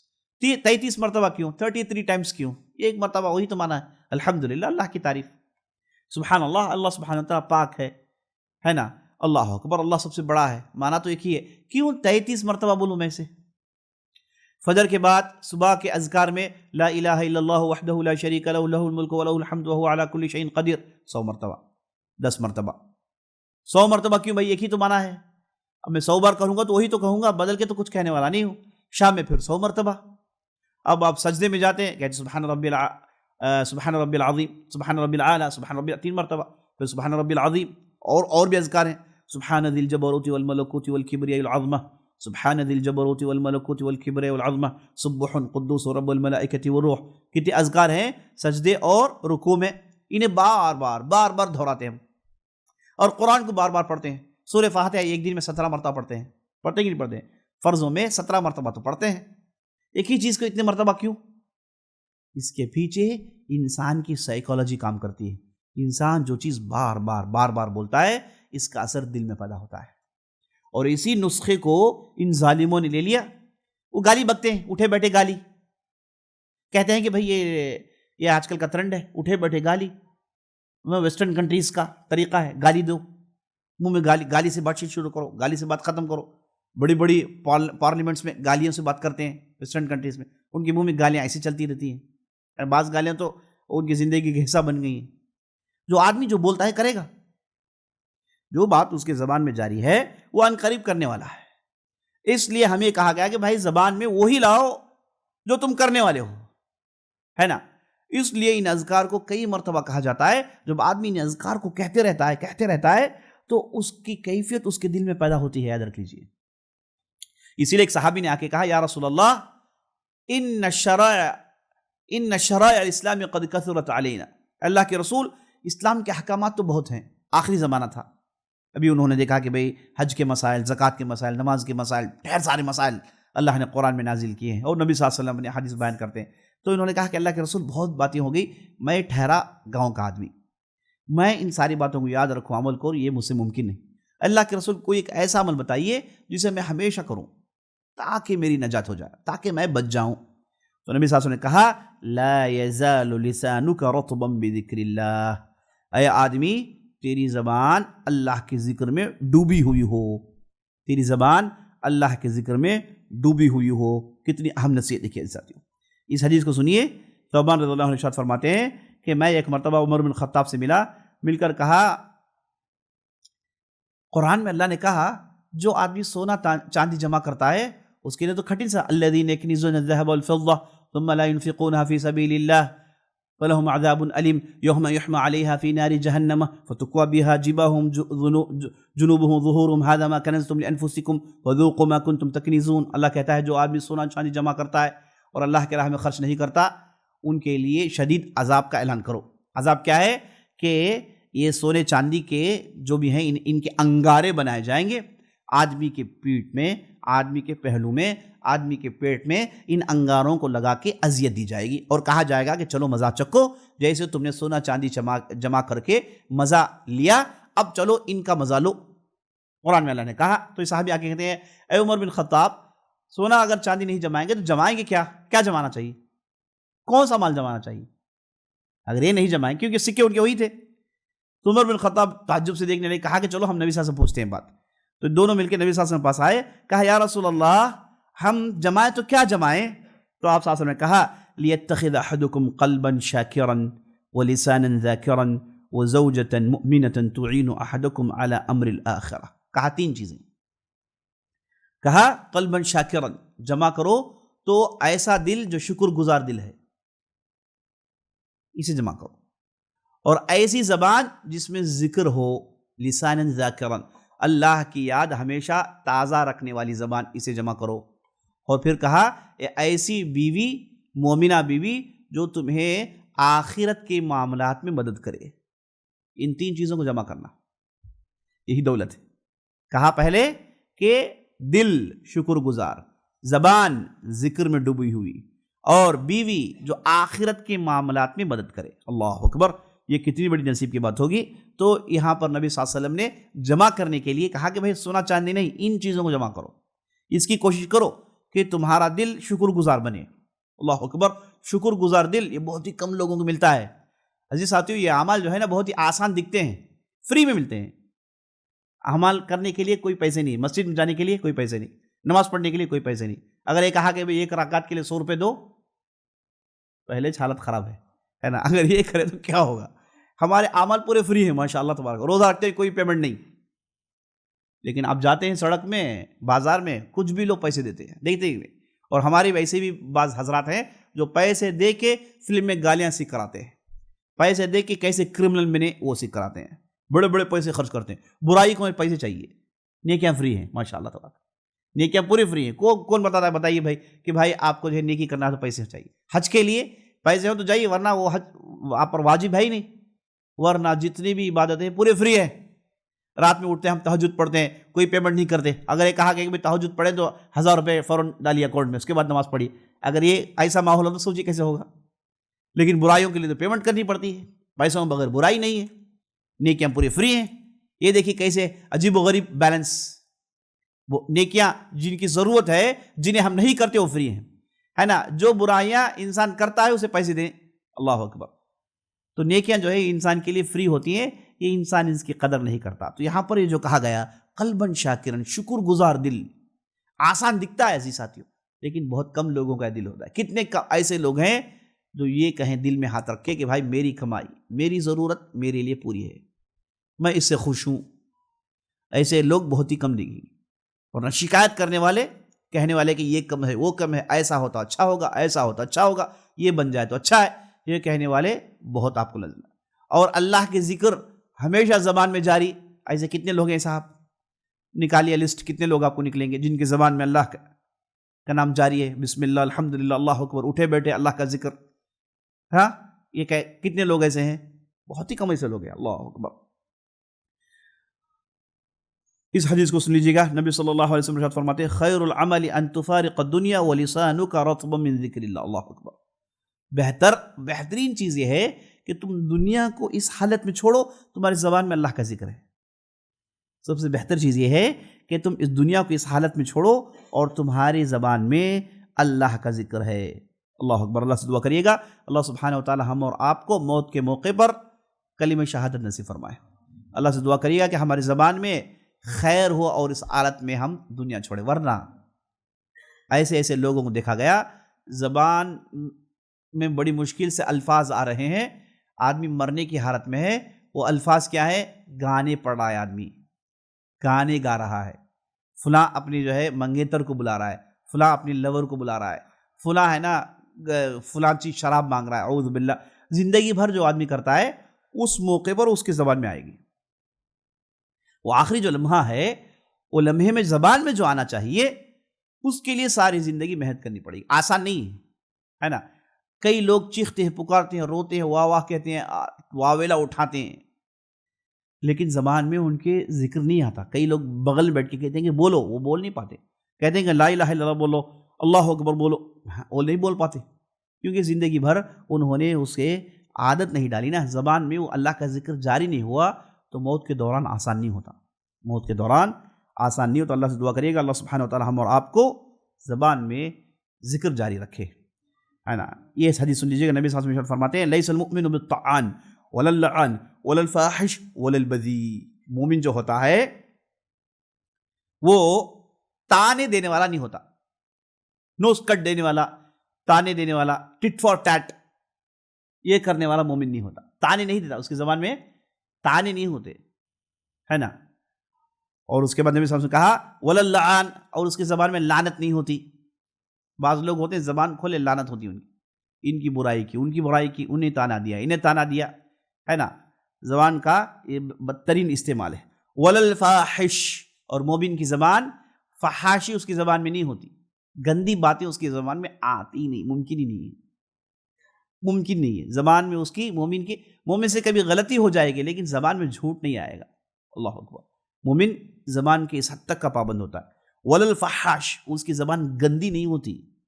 ولل بذی، گندی گالیاں اس کی زبان میں نہیں ہوتی، گندی گالیاں اس کی زبان میں نہیں ہوتی، ہے نا. یہ نبی صلی اللہ علیہ وسلم نے 4 صفات بتائے مومن کے: طعان، لعان، فاحش، بذی. یہ تانا مارنے والا، دوسروں کے بارے میں تانا مارنے والا، دوسروں کی خامیاں کا ذکر کرنے والا، اور اس کے بعد لعنت بھیجنے والا، زبان سے لعنت بھیجنے والا، اور اس کے بعد فحش بات کرنے والا، گندی بات کرنے والا. یہ مومن کی زبان ہو نہیں سکتی. آپ صلی اللہ علیہ وسلم ارشاد فرمایا. یہ حدیث سن لیجیے گا. آپ صلی اللہ علیہ وسلم ارشاد فرماتے ہیں سب سے بڑا گناہ یہ ہے کہ ایک آدمی اپنے والدین پر لعنت بھیجے. سب سے بڑا گناہ یہ ہے کہ ایک آدمی اپنے والدین پر لعنت بھیجے. فوراً صحابہ نے پوچھا، یا رسول اللہ، کون سا ایسا بیوقوف ہوگا جو اپنے والد کو لعنت بھیجے، اپنی ماں کو لعنت بھیجے؟ تو نبی صلی اللہ علیہ وسلم نے کہا کہ نہیں، یہ آدمی کسی کے باپ کو گالی دیتا ہے، وہ بدلے میں اس کے باپ کو گالی دیتا ہے. اب اس کے باپ کو گالی دینے کی وجہ کون تھا؟ یہی صاحب تھے. اس نے کسی کی ماں کی گالی دی اور بدلے میں اس نے اس کی ماں کی گالی دی، تو خود کی ماں کی گالی دینے والا یہی فرد تھا، وہ نہیں. اس نے اس کی وجہ سے تو گالی دیا ہے. تو نبی صلی اللہ علیہ وسلم کہتے ہیں کہ ایسے آدمی پر لعنت ہو جو اپنے والدین پر لعنت بھیجتا ہے، اپنے والدین پر لعنت بھیجتا ہے. اس حدیث کو سنیے گا. اللہ اکبر. نبی صلی اللہ علیہ وسلم کہتے ہیں کہ میں نے معراج میں ایک ایسے آدمی کو دیکھا جہنم کے اندر کہ ایک بڑا چٹان رکھا ہوا ہے اور اس پر اس کا سر رکھ دیا گیا ہے، اور سر رکھ دیا گیا ہے اور اس کا چہرہ بڑا بھیانک ہے، ڈرا ہوا ہے، اور ایک فرشتہ آ رہا ہے اور وہ یہاں سے اس کے جبڑے کو کاٹتا ہے، کاٹ کے پیچھے تک لے جاتا ہے اور چیختا ہے، خون پھوٹ پھوٹ کے نکلتا ہے. پھر یہاں سے اس کے جبڑے کو کاٹتا ہے، پیچھے تک لے جاتا ہے اور چیختا ہے، چلاتا ہے، کیونکہ جبڑے تو کٹ گئے نا، خون آ رہا ہے اس سے. تو چیختا ہے، چلاتا ہے اور کہتا ہے کہ مجھے بچاؤ، فلاں فلاں بچاؤ. تو پھر اس کے جبڑوں کو درست کر دیا جاتا ہے. پھر تھوڑی دیر کے بعد وہی کام دوبارہ، پھر اس کے جبڑوں کو پھاڑا جاتا ہے، پھر درست کیا جاتا ہے، پھر پھاڑا جاتا ہے. یہ سلسلہ جاری ہے. نبی صلی اللہ علیہ وسلم کہتے ہیں کہ یہ کیا مصیبت جبرائیل علیہ السلام. جبرائیل کہتے ہیں کہ یہ وہ آدمی تھا جو روزانہ صبح اٹھتا اور ایک جھوٹ کو خود ریڈی کرتا. ایسا کچھ ہوا ہی نہیں، یہ ایک جھوٹ کو فیبریکیٹ کرتا اور لوگوں میں جاتا اور اس جھوٹ کو پھیلاتا، جھوٹ کو پھیلاتا پروفیشنلی. بعض لوگ اس کے بڑے پروفیشنل ہوتے ہیں، رات پورا سوچتے ہیں کہ کیسی بات کیا بولیں تو لوگ سنیں گے، اور اسے ایسی باتیں کرنے میں بڑا مزہ آتا ہے. صبح اٹھتا ہے، لوگوں کے درمیان جاتا ہے کہ کیا تمہیں وہ معلوم، کیا تمہیں یہ معلوم، ایسے ہوا ویسے ہوا، اور ان چیزوں کو پھیلاتا ہے نا. یہ تو دیکھتے ہیں ہم رومرس، اچانک کہہ دیا گیا کہ ویسا ہو گیا، ویسا کچھ ہوتا ہی نہیں. کون کرتے ہیں؟ ایسے وہ لوگ ہیں جو صبح بیٹھ کے باقاعدہ پورا محنت کر کے اس کا پورا ڈیزائن بناتے ہیں، ہے نا، اس میں جو پورا کنٹینٹ ڈالتے ہیں اور اس کے بعد اسے جاری کرتے ہیں. تو ان لوگوں کے لیے سزا ہے، اللہ معاف کرے، بڑا ہی خطرناک، جبڑوں کو پھاڑا جائے گا، اس وجہ سے کہ یہ جانتے بوجھ سے جھوٹ بول کے اس جھوٹ کو پھیلاتا ہے. آیت المنافق 4، منافقین کی 4 صفات ہوتی ہیں، چاروں کی 4 زبان سے جڑی ہوئی. منافقین کی صفات جو ہے 4 ہوتی ہیں.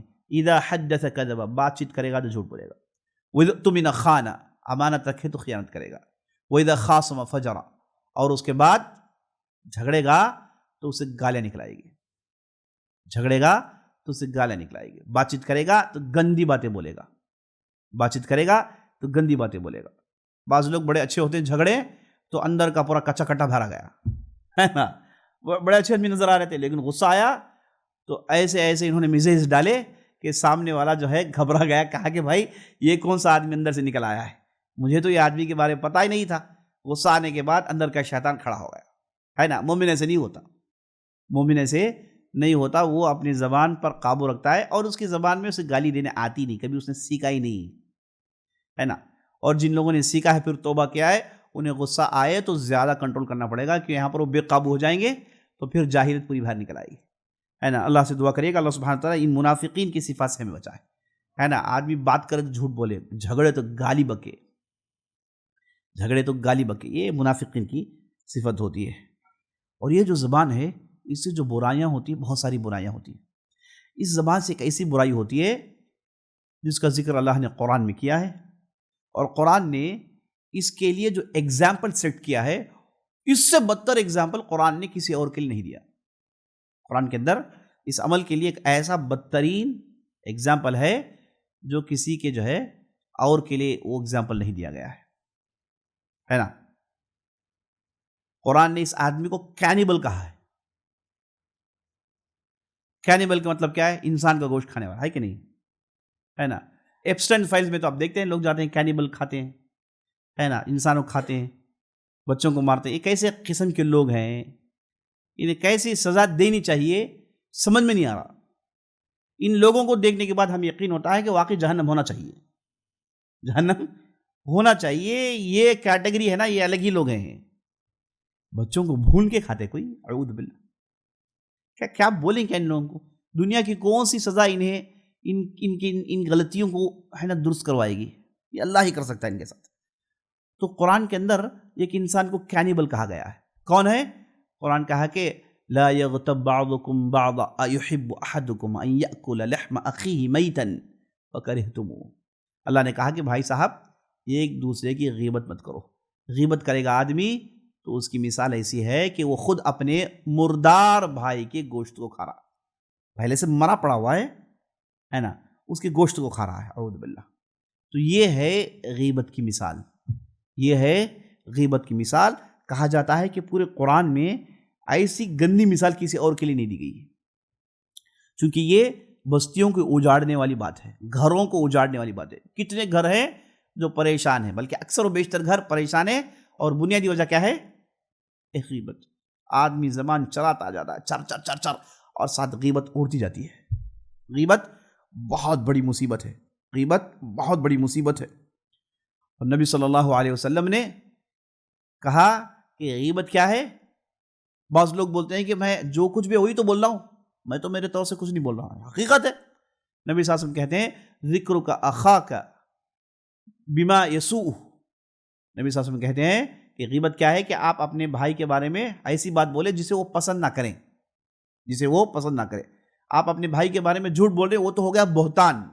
ایک ہے غیبت، ایک ہے بہتان۔ بہتان بڑے گناہ کہتے ہیں۔ آدمی کیا ہی نہیں، آپ نے کہا کہ اس نے کیا ہے۔ آدمی بولا ہی نہیں، فلاں نے کہا کہ اس نے بول دیا ہے، تو یہ ہو گیا بہتان، یہ بڑا گناہ ہے۔ ایک ہے غیبت، اس نے کیا ہے، آپ نے لوگوں کے پاس کہا، لیکن اگر وہ سنے گا تو پسند نہیں کرے گا، اسے کہتے ہیں غیبت، اسے کہتے ہیں غیبت۔ غیبت یہ غائب کے لفظ سے نکلا گیا ہے، جو چونکہ غیبت آدمی پیچھے ہی تو کرتا ہے، غیبت آدمی پیچھے ہی کرتا ہے۔ ہمارے اکثر بیشتر مجالس ہیں اسی غیبت میں ڈوبی پڑی ہیں۔ چار لوگ بیٹھ کے ایک پانچویں غیبت کرتے رہتے ہیں، وہ چوتھا آدمی کہتا ہے کہ بھائی چلو میں نکلنا وقت ہو گیا، وہ جانے کے بعد تین مل کے وہ چوتھا ہی کرتے ہیں، ہے نا۔ اور تیسرا آدمی اٹھ کے جاتا ہے تو دو بیٹھ کے وہ جانے نہ چھت بھی کی اتنا بات کرتے رہنا، ہے نا، تو ان کی دو مل کے جو ہے تیسری، اور دو بیٹھے دوسرا کا تو اکیلا بیٹھ کے سوچتا آدمی اتنا بول کو جاتا ہے ہینج کیسا ہم کیا، ہے نا۔ تو یہ ہمارا جو ہے ہمارے عام طور پر مجالس ایسی ہوتی ہے، اللہ حفاظت فرمائے۔ تو غیبت ہماری مجلسوں میں فری ملنے والی چیز ہے، اعوذ باللہ۔ مجالس میں آدمی بیٹھے تو اللہ کا نام لے کے بیٹھے، اور مجالس میں بات کریں تو فائدے مند کی بات کریں، نہ سوچیں کہ کس کے بارے میں کیا کہا جا رہا ہے اور کون سی باتیں کہیں۔ یاد رکھ لیجئے ایسے بعض سیناریوز ہیں جہاں پر یہ غیبت جو ظاہری طور پر غیبت ہے یہ جائز قرار دی گئی ہے۔ جیسے ایک آدمی آیا، کوئی مسئلہ پوچھا گیا، ہے نا، ایک کسی کے بارے میں جو ہے کوئی مسئلہ پوچھا گیا، نام لے کے پوچھا گیا کہ بھئی فلاں نے فلاں کام کیا، یہ مسئلے کا حکم کیا ہے۔ نبی صلی اللہ علیہ وسلم کے زمانے میں ہوتا تھا تو نبی صلی اللہ علیہ وسلم کی مجلس میں فلاں کا نام لے کے کہا جاتا ہے کہ فلاں نے عمل کیا، اس کا کیا حکم ہے اللہ کے رسول۔ تو نبی صلی اللہ علیہ وسلم جواب دیتے، اور نبی صلی اللہ علیہ وسلم نے کبھی یہ نہیں کہا کہ بھئی تم غیبت کر رہے ہو۔ ہندہ رضی اللہ عنہ آئی اور آپ صلی اللہ علیہ وسلم نے کہا یا رسول اللہ، میرے جو شوہر ابو سفیان ہے بڑے بخیل آدمی ہیں، بڑے بخیل آدمی دیتے نہیں ہیں، تو کیا میں ان کے کھاتے سے جو ضرورت ہے اٹھا لوں؟ نبی صلی اللہ علیہ وسلم نے کہا کہ اٹھا لو۔ اور نبی صلی اللہ علیہ وسلم نے یہ نہیں کہا کہ تم غیبت کر رہی ہو، ہے نا، وہ غیبت نہیں، یہاں پر وہ آئی شکایت کرنے کے لیے، مسئلہ پوچھنے کے لیے۔ تو نبی صلی اللہ علیہ وسلم نے کچھ نہیں کہا، تو معلوم ہوا کہ ایسا مسئلہ پوچھنے کے لیے کوئی ذمہ دار آدمی ہے، ان کے پاس شکایت کرنے کے لیے آدمی جا کے کسی کے بارے میں بولتا ہے نا، یہ غیبت میں شامل نہیں ہے۔ تو آدمی شکایت کس کے پاس کرے گا؟ دوستوں کے پاس تھوڑی کرے گا، شکایت کرے گا ایک ذمہ دار کے پاس، شکایت کرے گا بڑے آدمی کے پاس۔ تو جب وہ جو شکایت ہے وہ اس میں جو ہے غیبت شامل نہیں ہے۔ اسی طریقے سے ایک ایسا گناہ کرنے والا جو علی اعلان سب کے سامنے گناہ کرتا ہے، اس کی کوئی حرمت نہیں ہے، سب پر ظلم کرتا ہے، سب کے مال کو لوٹتا ہے نا، اس کے خلاف آپ کچھ بول رہے ہیں اپنی مجلسوں میں، تو یہ غیبت میں نہیں آتی، یہ بات غیبت میں نہیں آتی۔ اسی طریقے سے آپ کے بارے میں یا پھر کوئی آدمی کسی آدمی کے ساتھ تجارت کرنا چاہتا ہے یا پھر اسے اپنی لڑکی دینا چاہتا ہے، تو اس آدمی کے بارے میں پوچھ تاچھ کیا گیا آپ سے کہ بھئی فلاں کیسے ہیں، فلاں کیسے ہیں، تو آپ نے حقیقت بتائی، کوئی حرج نہیں۔ ایک عورت آئی آ کر پوچھنے کہ یا رسول اللہ مجھے معاویہ نے شادی کے لیے پوچھا ہے، اور ایک ہیں ابو جہم، وہ بھی شادی کے لیے پوچھے ہیں، تو یا رسول اللہ کیا کروں؟ تو نبی صاحب نے کہا ابو جہم یہ وہ آدمی ہے جو لکڑی کو زمین میں رکھتا نہیں ہے، خوب پٹتا ہے نا، لکڑی کبھی نیچے رکھتا نہیں ہے، اس کی لکڑی ہمیشہ اس کے ہاتھ میں ہوتی ہے۔ مطلب کیا ہے؟ تھوڑا بھی مسئلہ ہو گیا تو یہ صاحب کوٹ دیتے ہیں۔ اور اس کے بعد کہا اما معاویہ فہو صعلوک، کہا وہ معاویہ ہے نا ان کے وہ تو کنگال آدمی ہے۔ تو نبی صلی اللہ علیہ وسلم نے دونوں کے بارے میں بتایا، یعنی وہ شادی کرنا چاہتی ہے تو حقیقت بتا دیا ہے نا۔ ہمارے ہاں کیا ہوتا ہے، سب جگہ غیبت کریں، شادی اچھا آدمی دے دو بھائی، اور اس کے بعد پریشانی، ان کے پاس انویسٹمنٹ کرو اچھے آدمی سے ہے نا، اور گئے پورا پیسہ چلا گیا، بعد میں پوچھے تو بولے کہ بھائی میں کیا کروں، مجھے جو معلوم تھا بولا ہے نا، آپ کو جو ہے حقیقت بتانا چاہیے تھا۔ تو ایسے صورت میں آپ حقیقت بتاتے ہیں تو یہ غیبت نہیں ہوتی، یہ غیبت نہیں ہوتی۔ اسی طریقے سے حدیث سن لیجیے گا، آپ صلی اللہ علیہ وسلم کہتے ہیں لا يدخل الجنت النمام، جیسے غیبت زبان سے ہوتی ہے ویسے چغل خوری بھی زبان سے ہوتی ہے، یہ بڑی گندی صفت ہے، اسے عربی میں نمیمہ کہتے ہیں۔ نمیمہ کا مطلب ایک آدمی کے پاس جا کے ایک دوسرے آدمی کے بارے میں ایسی باتیں کہنا جس سے یہ صاحب کو غصہ آئے، یہ صاحب کو غصہ آئے، تمہارے بارے میں کیا بولتے ہیں معلوم کیا، میں اچھا بولتی ہوں، کیا بولے معلوم کیا ہے نا، یہ ہے گیا پیور نمیمہ، یہ ہو گیا پیور چغل خوری، اللہ حفاظت فرمائے ہے نا۔ بعض لوگ یہ جو غیبت کرنے والا آدمی ہوتا ہے، یہ جو چغل خوری کرنے والا ہوتا ہے، یہ انتہائی کمزور ہوتا ہے، ایک قسم کا یہ ڈرپوک ہوتا ہے، اسے یہ ہمت نہیں کہ فلاں کے سامنے کچھ بولے گا تو منہ کی کھائے گا، بولے گا تو خوب سنایا جائے گا، تو یہ دیکھتا ہے کہ بھائی کنفرنٹ نہیں کر پاتا، تو اپنے دل کی بھڑاس کو کیا کرتا ہے، غیبت کے ذریعے سے ہے نا۔ غیبت کے لیے بیس حسد ہے، یاد رکھ لیجیے، غیبت آدمی کرتا ہے کب کرتا ہے، جب اس کے دل میں حسد ہو، فلاں کو پسند نہیں کرتا یا پھر اسے دیکھ کے حسد کرتا ہے، اسی کے لیے سب کچھ مل گیا ہے مجھے کچھ بھی نہیں ملا، تو اس کے دل میں حسد پیدا ہو گیا، تو وہ حسد کو ریلیز کرتا ہے غیبت اور چغل خوری کے ذریعے سے، مجلس میں بیٹھتا ہے فلاں کے بارے میں بات کرتا ہے، ایسا آدمی ہے ویسا آدمی، فلاں ہے، یہ بیسیکلی حسد ہے، بیسیکلی حسد، اور حسد ایسی بری بلا ہے جو انسان سے سب سے پہلی مرتبہ ہوئی، اور شیطان بھی شیطان بنا حسد کرنے کے بعد۔ تو غیبت کی بنیاد حسد ہوتی ہے، اور چغل خوری کی بنیاد اگین حسد ہوتی ہے۔ تو چغل خوری ایک کے پاس جا کے ایک دوسرے کے بارے میں اس نیت سے بات پہنچانا تاکہ وہ آدمی بھڑکے، اسے غصہ آئے۔ آپ صلی اللہ علیہ وسلم ایک مرتبہ جا رہے تھے تو وہاں پر 2 قبر تھی، آپ صلی اللہ علیہ وسلم نے لوگوں سے کہا کہ یہ 2 قبر دیکھ رہے ہو؟ کہا کہ ہاں، کہا اما احدہما، ان دونوں کو عذاب ہو رہا ہے، دونوں کو قبر کے اندر عذاب ہو رہا ہے۔ صحابہ نے پوچھا یا رسول اللہ کیوں؟ کہا کہ دونوں میں سے ایک جو ہے وہ جب بھی پیشاب کے لیے جاتا تو ستر پوشی نہیں کرتا، سب کے سامنے دکھے جیسا وہ پیشاب کرتا ہے، اور پیشاب کے دوران کوئی آڑ نہیں لیتا، لوگوں سے چھپتا نہیں، ایک معنی ہے۔ اور ایک معنی جب پیشاب کرتا تو اس کے چھینٹے کپڑے میں گرنے دیتا، یہ بھی معنی آتا ہے۔ تو یہ کام یہ صاحب کرتے تھے۔ دیکھیے اس کے لیے بھی قبر میں عذاب ہے۔ آپ کہیں گے بھائی میری ضرورت ہے، ہاں، آپ نے کپڑے میں کیوں گرایا؟ دوسروں کو تکلیف ہوگی، مسجد جاؤ گے دوسروں کی تکلیف ہوگی ہے نا، گندگی لگی ہوئی تو شیطان پیچھے لگے رہے گا۔ اور اس کے بعد قضائے حاجت آدمی کرتا ہے لوگوں سے چھپ کے، اسی میں ڈیسنسی، اسی میں پاکیزگی ہے، سب کے سامنے کھڑے ہو گئے۔ ہمارے معاشرے میں دیکھتے ہیں سڑکوں میں، گلی کے کونے میں کھڑے ہو گئے، کھڑے کرتے کرتے بات کر رہے، اعوذ باللہ۔ جو آدمی قضائے حاجت کر رہا ہے، 2 آدمی اور آپس میں بات کر رہے ہیں، نبی صلی اللہ علیہ وسلم کہتے ہیں کہ دونوں میں اللہ کی لعنت ہے، قضائے حاجت کرتے ہوئے، اور یہ بھی گانا گاتے ہوئے ہے نا، فلاں گاتے ہوئے قضائے حاجت، اعوذ باللہ، اللہ کی لعنت ہوتی ہے۔ اور قضائے حاجت اگر آدمی کسی درخت کے نیچے کر رہا ہے، اس آدمی پر لعنت، لوگوں کے راستے میں کر رہا ہے، اس پر لعنت۔ تو یہ نبی صلی اللہ علیہ وسلم نے کب کا سکھا دیا، ڈیسنسی کسے کہتے ہیں، پاکیزگی کسے کہتے ہیں، کب کا سکھا دیا گیا ہے، ہے نا. سڑکوں میں لوگوں کے سامنے گویا کہ کوئی مسئلہ ہے ہی نہیں، اعوذ باللہ، لوگ شروع ہو جاتے ہیں دیکھیے انہیں قبر میں عذاب ہو. ایسے لوگ ہیں جن پر اللہ کی لعنت ہوتی ہے. آدمی جب بھی قضاء حاجت کے لیے جائے اپنے آپ کو دور کرے لوگوں کی نظروں سے. انس بن مالک رضی اللہ عنہ فرماتے ہیں کہ نبی صلی اللہ علیہ وسلم سفر کے دوران اگر قضاء حاجت کی ضرورت پڑتی تو لوگوں کی نظروں سے اوجھل ہو جاتے، اتنی دور چلے جاتے کہ لوگ دیکھ نہیں سکتے تھے. تو انسان کی طبیعت میں شرم ہونی چاہیے، ہے نا. یہ شرم ہر خیر کو لے کر آتا ہے. آپ صلی اللہ علیہ وسلم نے حدیث میں کہا ہے اذا لم تستحی فاصنع ما شئت، اگر تجھے شرم نہ آئے تو جو چاہے کر، معاملہ ختم. شرم نہ آئے تو دین کیا ہے؟ انسان شرم کی وجہ سے دین میں رہتا ہے. تو یہاں پر آدمی کو شرم آنی چاہیے، ایسے کھلم کھلا ایسی حرکتیں نہیں کرنی چاہیے. اور کہا وَأَمَّا الْآخَرُ، یہ جو دوسرا ہے، فَكَانَ يَمْشِي بِالنَّمِيمَةِ، یہ لوگوں کے درمیان چغل خوری کرتا تھا. کامی لوگوں کے درمیان چغل خوری کرنا تھا، تو اس لیے قبر میں عذاب ہو رہا ہے. اللہ اکبر. چغل خوری کے لیے عذاب قبر میں ہے، اور قبر کا عذاب حق ہے.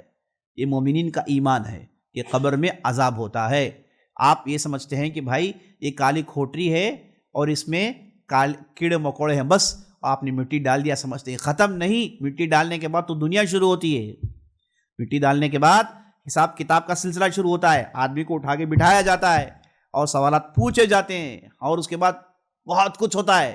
یہ قبر دکھتی بہت خاموش ہے، قبر دکھتی بالکل سناٹے والی، لیکن اندر دنیا بڑے غلغلے کی ہوتی ہے. آپ قبرستان جاتے ہیں، اوپر سے دیکھتے ہیں کہ ٹھنڈا ہے معاملہ، نہیں بھائی صاحب، اندر کچھ اور ہی ہوتا ہے. اور انبیاء علیہ السلام کو اس کا علم ہوتا ہے وحی کے ذریعے سے. تو آپ صلی اللہ علیہ وسلم جا رہے تھے تو آپ صلی اللہ علیہ وسلم کو پتہ ہوا کہ 2 قبروں میں عذاب ہو رہا ہے، اور اس میں یہ کیا تھا؟ چغل خوری کیا کرتا تھا. ایک دوسری حدیث میں آپ صلی اللہ علیہ وسلم کہتے ہیں لا يدخل الجنت النمام، جنت میں چغل خور داخل نہیں ہو سکتا. توبہ کرنا چاہیے، ان چیزوں کو چھوڑنا چاہیے. اگر معاشرے میں ان چیزوں کو چھوڑ دیا جائے تو فتنے کب کے ختم ہو جائیں گے، فتنے کب کے ختم ہو جائیں گے. لیکن بعض لوگ اس سے باز نہیں آتے، بلکہ انہیں اس میں مزہ آتا ہے. غیبت جب تک مجلس میں نہ ہو، چغل خوری جب تک مجلس میں نہ ہو، انہیں مزہ نہیں آتا ہے. کسی کو کچھ کہیں، کسی کے بارے میں کچھ کہیں، جھگڑنا ہے نا، یہ ساری چیزیں کا انتظام کرے تو پھر اسے مزہ آتا ہے. اس حدیث کو سن لیجیے گا. آپ صلی اللہ علیہ وسلم ارشاد فرماتے ہیں ان اقربکم منی منزلا یوم القیامہ المؤطؤون اکنافا الذین یألفون ویؤلفون. آپ صلی اللہ علیہ وسلم کہتے ہیں کہ قیامت کے دن میرے قریب وہ لوگ ہوں گے جن کے اخلاق بہتر ہوتے ہیں. اخلاق بہتر کیسے؟ وہ بالکل ڈاؤن ٹو ارتھ ہوتے ہیں، لوگوں کے درمیان بڑی آسانی سے گھل مل جاتے ہیں، بڑے ملنسار ہوتے ہیں. یہ میرے قریب قیامت کے دن ہوں گے. یعنی قیامت کے دن آپ صلی اللہ علیہ وسلم کے قریب یہ لوگ ہوں گے جن کے اخلاق اچھے ہوتے ہیں، بہترین اخلاق. اللہ اکبر. اخلاق یہ دین کے بعد کا درجہ ہے. آدمی تقوی کے بعد اگر کسی چیز پر کام کرے وہ ہے اخلاق. یاد رکھ لیجئے، اخلاق پر بھی سزائیں ہیں، اور آدمی اخلاق کی وجہ سے بڑے بڑے مرتبے حاصل کر سکتا ہے. اور آپ صلی اللہ علیہ وسلم کی بعثت ہوئی اور آپ صلی اللہ علیہ وسلم کو بہترین اخلاق والا بنایا گیا. اور آپ صلی اللہ علیہ وسلم کے اخلاق تھے جن کی وجہ سے آپ صلی اللہ علیہ وسلم نے سارے عربوں کو بدل ڈالا. تو ایک مومن جس کے پاس تقوی اور اس کے دامن میں اخلاق اگر جمع ہو جائے، نور علی نور، سونے پر سہاگا ہوتا ہے. لیکن افسوس ہمارے معاشرے میں جن کی داڑیاں ہیں، ایمان ہے، سب کچھ بڑی بڑی باتیں، توحید کی بات ہے، سنت کی بات ہے، لیکن اخلاق ان کے بڑے صفر ہوتے ہیں. لوگوں سے لین دین میں بڑے بڑے کھڈے ہوتے ہیں ان کے اندر، بات چیت میں ان کے اندر خطرناک حرکتیں ہوتی ہیں. تو بڑی بڑی مصیبتیں اخلاق کی وجہ سے آدمی نعوذ باللہ جہنم جا سکتے ہیں. ہے تقوی والا آدمی لیکن اخلاق بڑے برے ہیں. آپ صلی اللہ علیہ وسلم کی مجلس میں ایک عورت کا ذکر آیا کہ وہ عورت بڑی نیک ہے، بڑی نیک خاتون ہے، عبادت گزار خاتون ہے. تو نبی صلی اللہ علیہ وسلم نے کہا کہ نہیں، وہ عورت جہنمی. پوچھا گیا کہ کیوں؟ کہا کہ یہ عورت اس کی زبان سے اس کے اڑوس پڑوس محفوظ نہیں ہے. یہ تھی عبادت گزار لیکن زبان کھولتی تھی تو لوگوں کو اذیت پہنچاتی تھی، لوگوں کو برا بھلا کہتی تھی، گالیاں بکتی تھی، لوگوں کے دلوں کو ٹھیس پہنچاتی تھی. تو آپ صلی اللہ علیہ وسلم اس اخلاق کی وجہ سے کہا کہ وہ جہنمی، اللہ حفاظت فرمائے.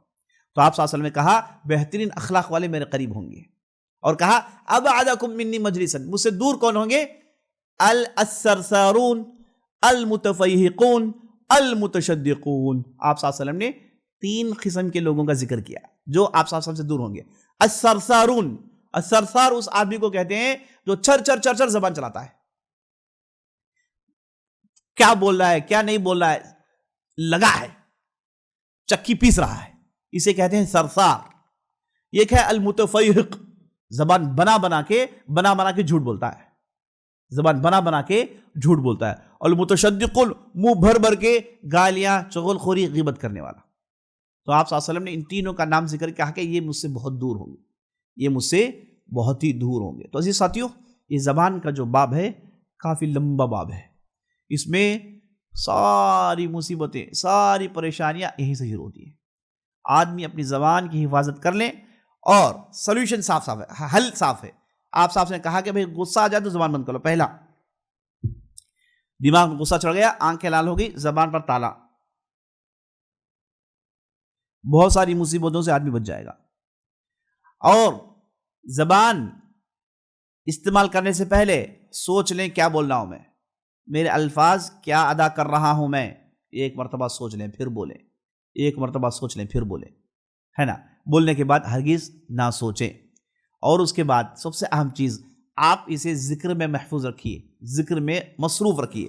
خاموش بیٹھیں، کسی انتظار میں استغفر اللہ کا ورد کریے، ہے نا۔ کچھ بھی آپ کے نہیں ہے تو لا الہ الا اللہ کا ورد کریے۔ آدمی اپنی زبان میں جتنا ذکر چڑھائے گا اتنا اس کی برائیوں سے بچے گا۔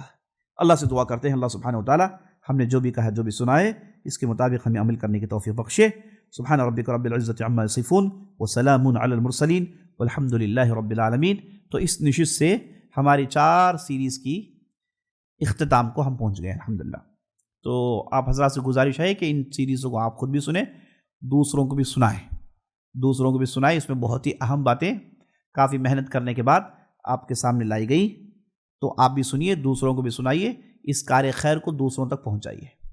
اور انشاءاللہ کل ہماری آخری نشست ہوگی، ایک بہت ہی اہم، ایک بہت ہی بھاری موضوع پر انشاءاللہ ہم گفتگو کریں گے۔ اللہ سبحانہ و تعالیٰ سے دعا کرتے ہیں کہ اللہ سبحانہ و تعالیٰ ہم اور آپ کو ان چیزوں پر عمل کرنے کی توفیق بخشے۔ اعلان حسب معمول، عزیز ساتھیوں، یہ جو ہمارا مرکز ہے یہ آپ کے تعاون کا محتاج ہے، تو آپ حضرات اس تعلق سے بھی غور کریے گا، جو بھی آپ سے تعاون ممکن ہو ضرور کریے گا انشاءاللہ، تاکہ ہم کم از کم قرض کے اس الجھنوں سے باہر نکلیں انشاءاللہ۔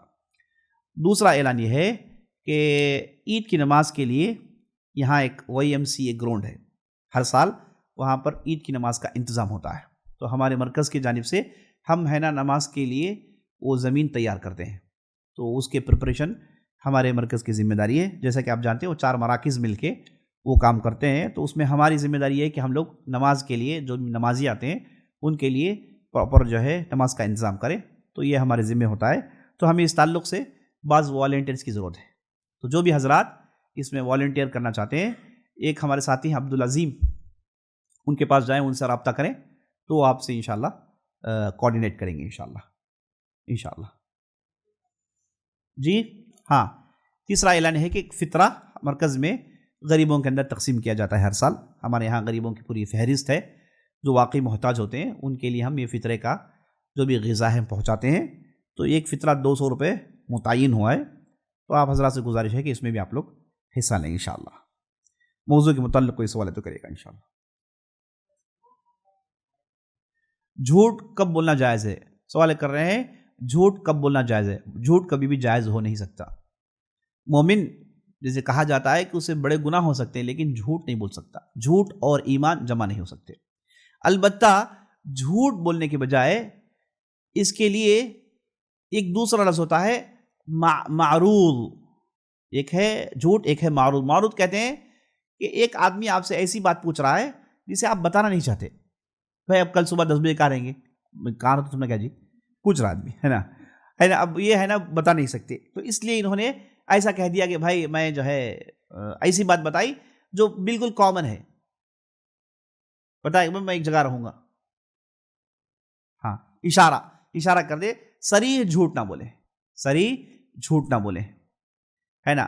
اگر کوئی آدمی آئے آپ کے جو وقت کو برباد کرے، آپ کو آپ کی عبادتوں سے روکے، آپ کے گھر میں آئے، تو ہے نا آپ کیا کہیے کہ میں گھر میں نہیں ہوں۔ کون سے گھر میں؟ اللہ کے گھر میں نہیں ہوں، ہے نا، ایسا۔ تو اس میں یہی موقع مولوی صاحب بولے بس بول کے قرضدار آیا تو قرضدار کے لیے سب نہیں ظلم استعمال کریں گے تو میں ذمہ دار نہیں ہوں، ہے نا۔ میں آپ کے پاس صرف وہ ذمہ داری لیتا ہوں جہاں پر آپ کے کار خیر میں یا پھر آپ سے غیر ضروری باز پرس کرنے کے لیے بعض لوگ آپ کے پیچھے پڑ جاتے ہیں، تو آپ نے صریح جھوٹ نہیں بولا، باتوں کو ادھر ادھر گھما دیا، یہ جائز ہے۔ اگر کسی کی لائبلٹی آپ پر ہے نا، وہ آدمی آپ کو ڈھونڈ کر آ رہا ہے، تو آپ ایسے جو ہے کرتوب دکھائیں گے تو ہم اس کے ذمہ دار نہیں، گناہ میں پھنس جاؤ گے، گناہ میں پھنس جاؤ۔ یہ ان لوگوں کے لیے اجازت ہے جو کار خیر میں ہیں اور وقت ان کا ضائع ہو رہا ہے، فلاں گئے تو اپنے آپ کو بچانا چاہ رہے ہیں، ان کے لیے۔ تو جھوٹ کبھی بھی مومن بول نہیں سکتا، اور آدمی ایک جھوٹ بولے گا، اسے چھپانے کے لیے پھر 10 جھوٹ بولے گا، اور 10 جھوٹ چھپانے کے لیے اپنے پوری کردار وہ بدل دے گا، اس کے کیریکٹرز بدل جائیں گے۔ اور جو پکا جھوٹا ہوتا ہے اس کی یادداشت بڑی پختی ہوتی ہے، تو پکا جھوٹا ہوتا ہے وہ بہت ہی خطرناک یادداشت، پڑھائی نہیں چڑھتی اسے، جھوٹ یاد ہوتی ہے نا، تو کیونکہ وہ ایریا اس کا جو ہے ہائی الرٹ میں رہتا ہے، تو اسے یہ جھوٹ باتیں یاد ہوتی ہیں۔ تو جھوٹا جو ہوتا ہے وہ اپنی عزت خود بخود گرا لیتا ہے۔ جھوٹ اور نفاق ساتھ چلتے ہیں، ایمان اور جھوٹ نہیں ساتھ چلتے، ایمان اور سچائی ساتھ چلتے ہیں، جھوٹ اور نفاق ساتھ چلتے ہیں۔ تو مومن کبھی منافق نہیں ہو سکتا، مومن کبھی جھوٹا نہیں ہو سکتا۔ واللہ اعلم۔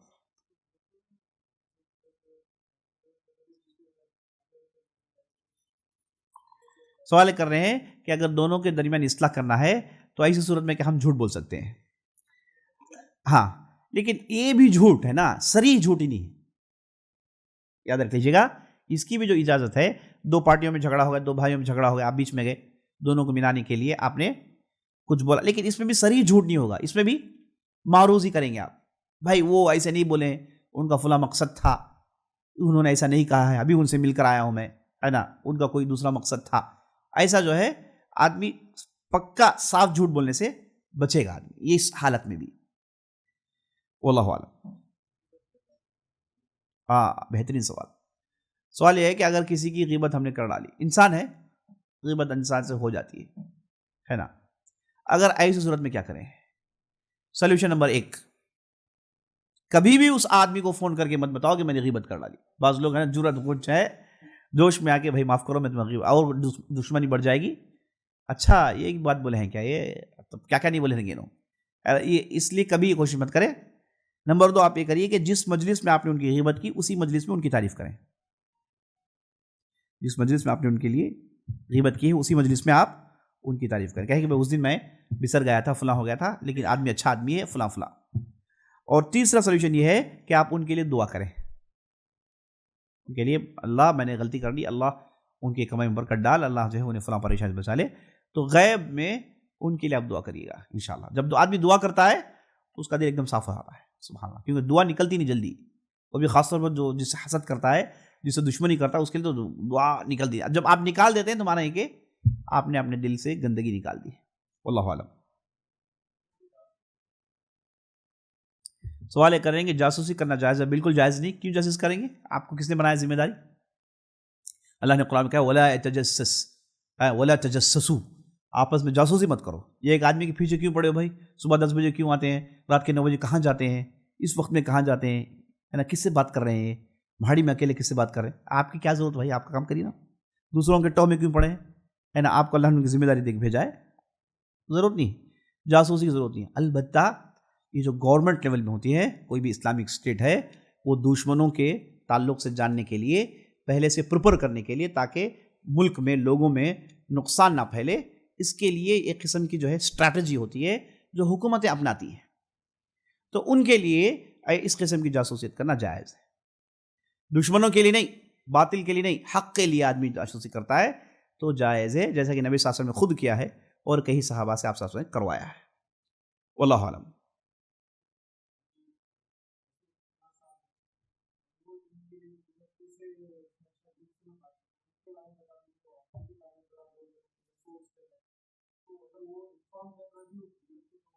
سوال کر رہے ہیں کہ تیسرے آدمی کو میں دوسرے آدمی کے بارے میں کہہ رہا ہوں کہ وہ آپ کے بارے میں ایسا سوچتے ہیں، ایسا سوچتے ہیں، یہ بھی غیبت ہے۔ ہاں، نقصان ان کا چاہ رہے ہیں، تو آپ نے یہ بتایا کہ بھائی آپ جو فلاں کام کر رہے ہیں اس میں آپ کا نقصان ہوگا، اب فلاں آدمی سے آپ جو ہے جڑے ہوئے ہیں ان سے آپ کو نقصان ہوگا، آپ نے الرٹ کیا، جتنا بولنا ہے اتنا بولا، انشاءاللہ کوئی حرج نہیں، تاکہ وہ آدمی نقصان میں نہ پڑے۔ آپ نے ایک آدمی کو دیکھا پکا دھوکے باز ہے نا، کئی لوگوں کو اس نے ٹوپی پہنا دی ہے، ایک بھولے بھلے آدمی کے ساتھ کھڑا ہوا ہے، 2 3 دن اس کے ساتھ گھوما ہوا، ارے بھائی بلائیے، بولے کہ کس کے ساتھ گھوم رہے ہیں، وہ یہ ہے وہ ہے، الرٹ رہ جائیے، صاحب کے بہت سارے اس سے پہلے ہے نا کیسز ہیں، آپ ان سے پیسوں کے معاملات پہ یا پھر فلاں معاملات پہ ان سے ڈیل مت کریے، بس آپ نے الرٹ کر دیا، آپ کی ذمہ داری ختم ہو گئی۔ واللہ اعلم، سبحانک اللہم وبحمدک۔ آپ بول دیا، آپ نہیں آتے اعلان کر، آپ ہی عبدالعظیم ہیں۔ جو بھی حضرات والنٹیری کرنا چاہتے ہیں، ضرورت ہے ہم لوگوں اشخاص کی، ماشاءاللہ بہت سارے نوجوان ہیں اور بزرگ حضرات بھی ہیں، جو بھی نام دینا چاہتے ہیں عبدالعظیم صاحب کے پاس جائیے، نام دیجیے، انہیں بھی وہ ذمہ داری میں ہے انشاءاللہ۔ واللہ اعلم، سبحانک اللہم وبحمدک، اشہد ان لا الہ الا انت، استغفرک و اتوب الیک۔